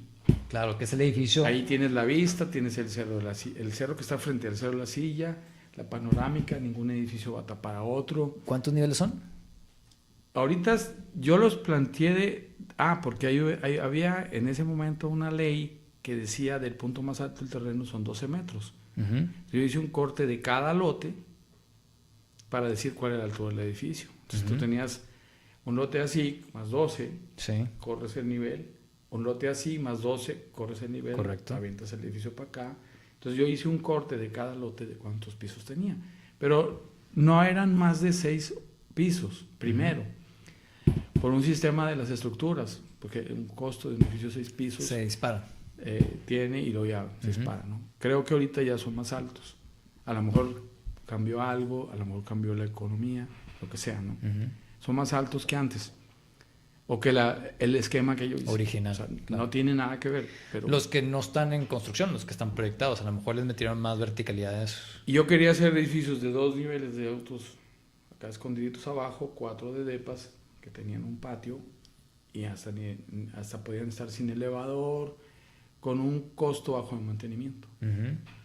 Pero cambió el mercado y ahora hay otro mercado superior a eso. Y es 19 hectáreas en total. 19 hectáreas.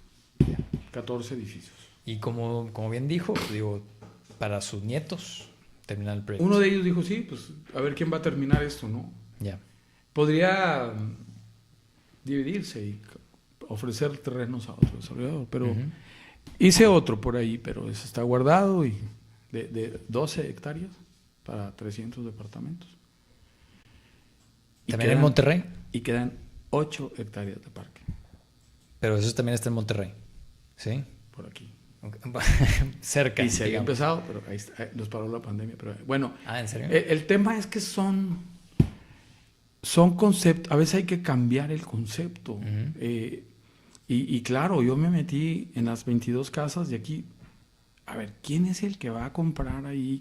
¿Cuál es la pareja que puede comprar ahí, que va a comprar, que va a vivir? ¿Cuál es su vida? ¿Qué le ofrece el mercado? Yo me metí en eso. Me encanta la geometría y la luz y todo, pero es que si no entiendes de números, no, todo estás hablando un lenguaje para otro planeta, ¿verdad? Claro, todo lo tienes que justificar con eso. Entonces, cuando ellos se dan cuenta que se invertía menos dinero, se vendían más unidades, se invierte menos dinero y entonces el negocio da más que si ibas a hacer casas, pero es que no tenían el producto. Ellos querían ganar un dinero, cualquiera, y tiene derecho, ¿no? Claro.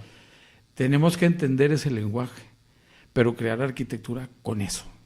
Nosotros tenemos que crear arquitectura con ese lenguaje de la gente que quiere hacer negocio. Con los desarrolladores, claro, y con el cliente. Y se lo merecen, ¿verdad? Pero dejémosle calidad de vida al que se va a quedar a vivir allí, de la manera que se puede, ¿verdad? Y yo estoy seguro que pues ahí va. Pero se tardó 10 años en iniciar. El proyecto. Sí. O sea, bueno, eso todo un tema de hablar de lo lento que es la práctica de la arquitectura. Está como para no querer entrarle, porque si me dices que voy a hacer un proyecto que a lo mejor en 10 años lo inician, pues ya no hay tiempo, ¿verdad? Hubo una casa famosa de Frank Gehry que nunca se construyó, que la revisaron por 10, 12 años y siempre le pagó el cliente, pero nunca se llegó a construir. Tuvo varias iteraciones. Fer, pues para cerrar, como te decía aquí, la mayoría que los escuchan son estudiantes de arquitectura. Entonces, te quería preguntar a la gente que nos está escuchando, que probablemente nos están escuchando trabajando en sus proyectos de diseño y demás, normalmente un poco más tarde, algo que les dijeras dejar como una especie de consejo en la escuela o cuando están a punto de graduarse, buscando sus prácticas, sus primeros trabajos, ¿qué les puedes decir? Pues lo que nos mueve es la pasión por hacer algo, ¿no? O sea, yo creo que ¿por qué quería ser arquitecto? Porque yo quería hacer algo. O sea, no es que tuviera claro, quiero hacer esto, quiero hacer casas, quiero hacer esto, ¿no? Pero quieres hacer algo, quieres verlo realizado, ¿verdad? Es como esa ilusión, es como esa vocación. Es una disciplina de mucho trabajo, de muchas actividades para llegar a eso. Hay que hacer muchas cosas, ¿no? Algunas luego ni se construyen. Y pues es como esperar, o sea, a veces no hay que adelantarse, porque si te dan un proyecto de estos cuando estás bien chavo, se me hace que no. Puede ser que lo construyan, ¿verdad? Pero como que no llegas a tantas cosas, ¿no? Me da gusto haber pasado por un proceso de aprendizaje de lo público, de proyectos, de experiencias, de obras, pues que ahí están, son parte de la ciudad, son íconos de la ciudad, ¿no? Sacamos buenos discos y buenas rolas, ¿verdad? Como quien diría, ¿no? Que ahí se van a quedar, ¿no? Y que luego entonces cuando haces una casa, pues por eso es el taller, por eso la casa de la montaña era un reto. ¿Cómo hacerle para captar de un encargo el reto, ese clic que te le hace hacer que un tallercito mecánico de lo más que se puede, un tejabán en Vía de Santiago de techo de lámina que transformé, que fue otro premio, una casita en San Pedro, la de los 4 metros de ancho. Sí, o sea, wow. Y cuando dices hay unos arquitectos japoneses que en menos metros cuadrados crean arquitectura, pues entonces hay mucho que hacer en pequeños espacios. Me gusta mucho el paisaje, la ciudad, el campo, caminar, y pues como que qué padre que lo que te gusta y lo que haces lo imprimes en la obra también, ¿verdad? Que me sentiría bien raro pues haciendo cosas que no van con eso, ¿no? Como que te forzas a... Es como pedirle a un escritor que escriba como otro o que escriba una cosa, pues no, déjalo que escriba lo que... Entonces, ese es algo bien difícil de aprender en un aula, es algo bien difícil de decir cómo se aprende, que por eso hace poco en la uni dije, esto se pega, se contagia, ¿no? Trabajar y trabajar y trabajar. O sea, esta es una disciplina de trabajar como un obrero, ¿no? Consistentemente, como así trabajan los artistas. Sí, tener tus gustos y pasiones y plasmarlos en la obra, trabajar dentro y fuera del aula. Yo no sé cómo las escuelas podrían echar a perder unas clases. Qué buena manera de decirlo. Romperse de un esquema rígido y decir, a ver, sientan este otro tipo de ejercicios de experimentales, ¿verdad? Sí. Yo participaba mucho con la Universidad de Louisiana State University. Ah, es buenísima. Venían aquí 10 semestres seguidos. Ajá. Y yo era el professional advisor local, ¿verdad? Y nos conseguíamos gente y alumnos para hacer equipos para un charrette. Sí. ¡Wow! Y después aprendí que era esa palabra. Y era esa manera de venir a meterte, a ver la ciudad, a caminarla, a discutir en una mesa, a entrevistar usuarios. Y tenías que tener, tenía que tener el fin de semana, el domingo, en tracing paper, bocetos, ¿no? Claro. Y traían así el puño de Prismacolors y todo. Y yo estaba involucrado ahí. Estos ejercicios inmersivos para recibir información y aventarla en el diseño. Y rápidos. Y eso lo hacíamos en el concurso de la India. Pero todos. O sea, ¿quién era el que dijo cómo? Cada quien traía su cuento. Lo malo de que cada quien traía su cuento es que eso iba a durar poco porque había un día que ya tu cuento no me parecía, ¿verdad? Por eso, como los músicos. Pues es un oficio para toda la vida, es una forma de vivir, es una forma de pensar. Es una forma de vivir, exactamente. Es una forma de vida. ¿Sabes que lo del charrette le pongo yo siempre el dibujo a mis alumnos de dónde viene la carretilla?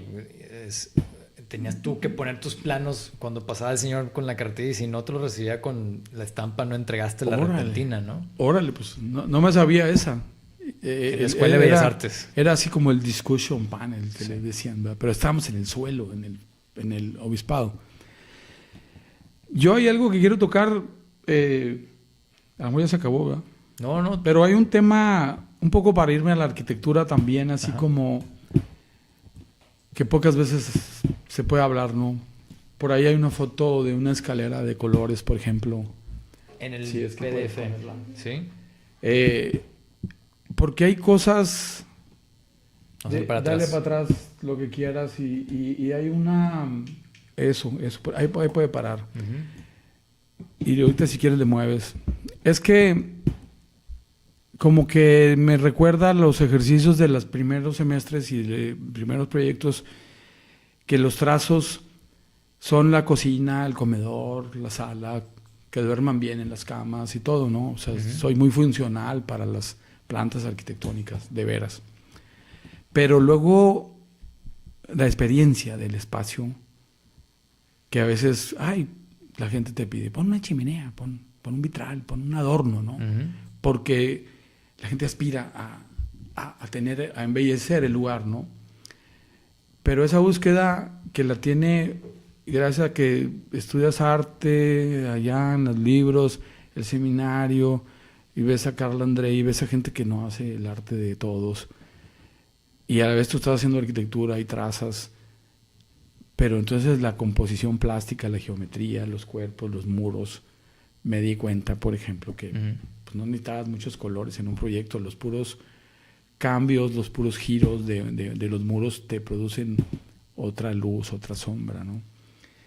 Y en alguna otra obra anterior hay una pérgola, hay un árbol, y está la dueña, que es artista, poeta y artista plástico, y le digo, aquí voy a poner un cielo amarillo de domo, va a venir la luz en la mañana, va a correr el muro, pasa el piso y se va.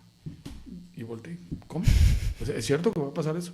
Pues sí, porque conocemos el sol, porque lo vi cuando estudiamos. Otro seminario fue de arquitectura prehispánica y fuimos a muchos sitios, pero tomamos clases. Y ves el sol, y ves el claroscuro y la sombra, y ves a Teodoro haciendo juegos con las sombras de sus estructuras, ¿no? Entonces, tantos lenguajes que hay que se van incorporando y que hicimos eso amarillo, en una casa quería poner vidrios amarillos. No, estás loco. ¿No? Entonces, todo amarillo. Me piden aquí, oye, pues podrías darle a otra. Ese es otro tema. Yo fui 20 veces al terreno antes de iniciar este proyecto con gran admiración. Y sí, ahí está la casa que tiene un domo amarillo y tiene muchas otras cosas. Pero esa manera de ver el terreno con gran admiración y respeto y de cómo te incrustas en el sitio. En ese momento, te aseguro que es el primer permiso de construcción de San Pedro que tiene las topografías y los cortes topográficos, porque ni requisito era. ¿De qué año es esta casa? Ese proyecto se tramitó como en el 7-9. Oh, vale. No, en el 8-9, perdón. 8-9. Okay. Se terminó en el 91. Hicimos topografía, árboles y todo, y se puse al plano oficial. Casi me dicen, bórrele esas cosas. No bórrele las salidas.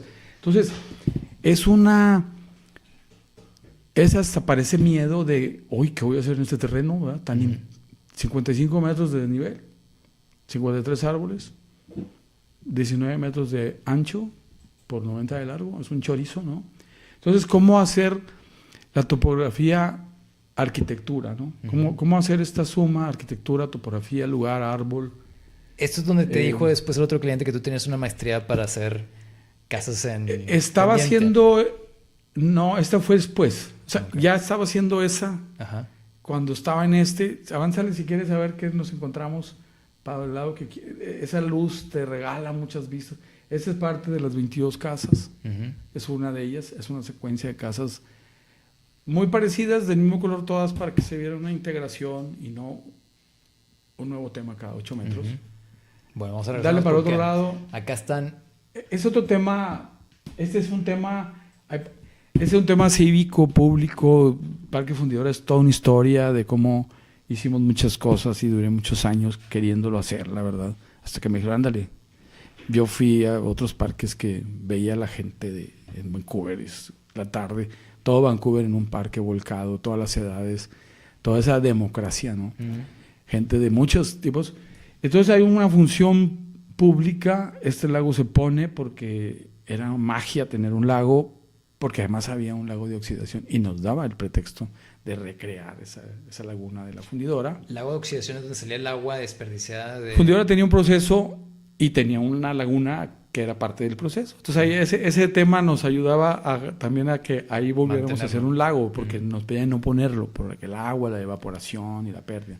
Costoso el liner. Dale para atrás, porque para el otro lado, y luego pues hasta los patos. Pero luego hay un tema de esos puentes que hay varios años entre un proyecto y el otro. Son 2 rondas de este Parque Fundidora, que es el que ahí está. Había planos de otros, sí. Y este tema es este es una puerta para conectar. La estación Y llega al Parque Fundidora. La estación Fundidora no llega a Fundidora. Pero no había puerta en Y. Entonces pongamos una puerta, te bajas del metro, pasas el peatonal que existía, caes en la puerta, te metes al parque sin cruzar la calle. Cruzas este puente, cruzas todo el Parque Fundidora, te vas a Santa Lucía, te vas al metro, regresas a San Bernabé sin haber cruzado una calle. Eso en otros países lo caminamos y lo vivimos sin cruzar calles. Pero aquí no había. Y ese es un puente escénico para acercarte al agua, para cruzar el metro, para pararte a tomarte unas fotos. Por eso tiene ese recodo, para que no había el selfie, había camarita de la otra en ese momento. Sí. Y ahí toda la noche está el flash dándole. Ahorita todas las noches hay selfies. Ese tipo de otras cosas es un material rudo, está medio más o menos construido. Por eso dije, pudo haber sido más cara la construcción. No lo hubieran hecho. Si hubiera salido el presupuesto. Entonces ahí anda en el presupuesto. Si quieres, ese es otro tema de tener que generar en una calle que hace ruido, que la pueden afectar un día, remeterse, hay unos árboles. Se forma un espacio que no está en el programa, que no es recámara, que no es... pero aquí hay un espacio de biblioteca pequeña para leer libros. Pues qué mejor leer libros con ese arbolote de vecino. Y se forma este filtro del ruido de la calle y de la sombra y etcétera, ¿no? Entonces hay un tema lugar, naturaleza, árbol, sí, pero también hay un tema de búsqueda también geométrica, plástica, luz, color, que al fin de cuentas diseñamos la experiencia del lugar. O sea, caminar, sentir, provocar, hay luz, hay sombra, hay silencio, eso es un lenguaje como para todo, una conversación. Sí, la verdad es que nos hace falta más tiempo. Que pocas veces, cuando hablamos de la obra, hizo esta casa y tiene tantos metros cuadrados, no dice no de podemos eso. hablar de estas bases teóricas, ¿no? El tema del recorrido arquitectónico. Sí. Y la espacialidad. Estás haciendo un proyecto, hay que recorrerlo, ¿no? Hay que hacer ese recorrido mental. Gracias al CAD podíamos hacer el modelo y hacerle como que vas caminando, ¿verdad? Antes de las animaciones. Sí, bueno, ahora ya tenemos hasta los nombres. Pues, que como... Sí, sí. Pero aún así yo creo que nos sigue reemplazando temas tan sencillos como, por ejemplo, un buen corte o una maqueta. La maqueta la haces más grande y te metes en ella, pero por más que domines el 3D, que yo lo manejo muy bien, te quedan tus dudas de si... Pues así se ve en el 3D. Sí, sí. Y luego compruebas, haces algo y dices, sí, exactamente como está en 3D queda, pero siempre te queda la duda de que será, no sí. será. Esta semana no traigo esa libretita, pero acabo de hacer unos sketches en la libreta porque hay que hacerlos, hay que entregar y hay que avanzar, hay que pensar y con un puño de colores así, literalmente en la mochila durante el día, esperando en dónde te puedes sentar un rato para avanzarle. Qué padre, porque soy super CAD desde que existió el CAD aquí en Monterrey. O sea, yo me acuerdo que contaste que traías las primeras licencias, los primeros yo conocí el 2.15 y el monocromático sin mouse. Sí. De veras, que compramos el primer plotter en Monterrey, ¿va? Fuimos a Sausalito con los que programan, pero... O sea, soy súper usuario de CAD y tiene un potencial increíble, ¿no? Pero me gustaba mucho hacer CAD, imprimir y dibujar encima. Y colorearle, aunque fuera para pensar, ¿no? Sí. Y estoy trabajando ahorita en un proyecto y hice estos bocetos. Y, ¿qué onda? ¿Qué llevas? Y, bueno, mira, pues aquí, ay, caray, qué padre, ¿no? Es que también cuando dibujamos a mano... se quedan muchas cosas ahí y se piensan muchas cosas que van saliendo. Y es lo más rápido. Es rapidísimo. Es lo más rápido. Y batallo mucho que los estudiantes entiendan eso. Lástima que pues lo otro lo proteas, lo archivas, lo mandas por correo, ¿verdad? De hecho voy a buscar la forma de estos dibujos ensamblarlos porque están a escala y luego también están ploteados y coloreados. Pero hay un tema... Compré un sacapuntas, te dije, me contaste el domingo, porque el eléctrico ya no quiso jalar, porque tenías 8 años de no usarlo, está conectado, ¿verdad? Sí. Harry Potter, esperaba encontrarme el de fierro, ¿verdad? Pero iba a poner así un post, o sea, es que esta cosa vuelve a ser una maravilla. Claro. Agarrar unos colores y diseñar. Le da una dimensión muy diferente. Y la ventaja es que el CAD con el que imprimiste, en el que estás trabajando encima, está completamente medido al milímetro. Exacto. Cuando la mano muchas veces, bueno, es una aproximación, pero no está igual de medido. Y entonces ahí falla un poco y por eso es la iteración también y el albanene uno encima del otro y otra vez y otra vez. Y a ese CAD le pongo unas retículas que se ven muy poquito, pero es que está en escala y entonces ya me sirve. Pero hasta inclusive con un mueble que conoces que esté ahí, que esté escalado, ya vas tomando. Fer, necesito que puedas, por favor, volver a venir porque nos falta el tiempo. Ya nos van a dar, son las 9:30, nos van a dar las 10 de la noche. Quiero invitar a todos los que están escuchando a que te busquen. Tenemos aquí tus redes. Tengo Fe López en Instagram y Fernando López MX en Facebook. ¿Alguna otra cosa donde puedan seguirte? Ahí, sí. ¿Alguna plática que vayas a dar? Sí, ay, caray. O la clase en la uni, tienes la cátedra. Tengo una clase en la uni. Tal vez voy a ir a un evento en Mérida. ¿En Mérida? Próximamente, parece que sí. Y si alguien quiere encontrar a Fernando, también se lo puede topar cada lunes 1 de mes. En la Academia. En la Academia Nacional de Arquitectura, capítulo Monterrey. Fer, te volvemos a invitar. Muchas pronto, gracias. Gracias. Sí, al contrario.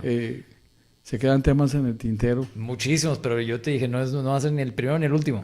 Con todo gusto. Sí, te felicito por esta secuencia, por otros que has hecho antes, por toda tu actividad de maestro, de arquitecto, de oficio, por la seriedad hasta de escribir cosas. Creo también, y al decirte con gusto, con este halago, que también es algo para las nuevas generaciones, ¿verdad? Que ojalá se ganchen con el oficio, con la lectura, con investigar, con agarrarlo muy seriamente. Es el mejor camino. La lectura, tenemos que hacer una recomendación de libros. Libros que recomiendas a los estudiantes. Yo me ganché con un libro de lenguaje de patrones de Christopher Alexander. Me ganché con libros del artista Cristo, viendo que si esas obras efímeras, de semejante dimensión, bueno, empezó así y se fue haciendo grande. Enorme. Por cierto, acaban de forrar l'Étoile en París, ¿no? Sí, el hace Arco del poquito, Triunfo. sí. Ya no viven los autores. Es una pasarela en Nueva Pero creo York. que lo había dibujado. Claro, Sí. Una pasarela en Nueva York se tardó como 15 años en llevarse a cabo. O sea, ese tipo de libros, Cristo, Carl André, Andy Goldsworthy, que es un artista que trabaja con las hojas, con el hielo, con los colores de las piedras. Y es que si este tipo de trabajos es posible, si Cristo puede hacer esas obras que además tienen hasta ingeniería, porque esas lonas en el agua tienen que estar calculadas, y son proyectos. ¿Cómo es posible que esos proyectos se lleven a cabo y nosotros no llevamos uno que hasta dicen que se necesita, ¿no? Me mueve mucho eso. Me gustó mucho leer, y lo sigo viendo de vez en cuando, a Christopher Alexander. Me gusta mucho la obra de Richard Neutra, por ejemplo, o cómo se pronuncie, pero se escribe Neutra, tal vez se dice Neutra. Sí, Neutra. Tuve una gran suerte, increíble. Eso lo guardamos, porque eso me la sé. Tuve una gran suerte, increíble, de conocer. Y es que ahí veía yo pues líneas puras, árboles, cómo se relaciona el interior con el exterior. Pues sí hay muchos libros más, ¿no? Pero me gusta mucho. Tengo libros de arte prehispánico que los ves y te maravillas. Luego hay una colección de la historia de la arquitectura que ves el bizantino y ves allá las primeras arquitecturas. Vitruvio. ¿no? Vitruvio. Teníamos un vendedor de libros que nos abastecía desde que estábamos allá en el 103 y que hasta te decía, vengo de tal despacho, mira, andan comprando estos libros. Entonces yo compré muchos libros, ¿no? Y luego le pedía libros que ya no estaban a la venta, pues aunque sea usados, pero que alguien los venda. Pero un día le dije, ahora quiero puros libros de leer, ya no quiero libros de fotos ni de dibujos. Y empezamos, Vitruvios y... Vitruvio parece un tema que es recurrente. Pero sí. Fer, ahora sí nos tenemos que despedir. Así que te agradezco mucho de nuevo haber estado aquí. Tanto tiempo que sé que estás muy ocupado. Todos ustedes. Fe López en Instagram, Fernando López MX en Facebook, y lo pueden encontrar en la Academia Nacional de Arquitectura Capítulo Monterrey cada lunes primero de mes. Muchas gracias a todos. Nos vemos. Felicidades. Si te gustó este video, dale like y suscribir para poder seguir generando contenido como estas entrevistas, documentales y tutoriales. Porque todo es arte. Escucha el único podcast para estudiantes de arquitectura, Todo es Arte, por YouTube o Spotify.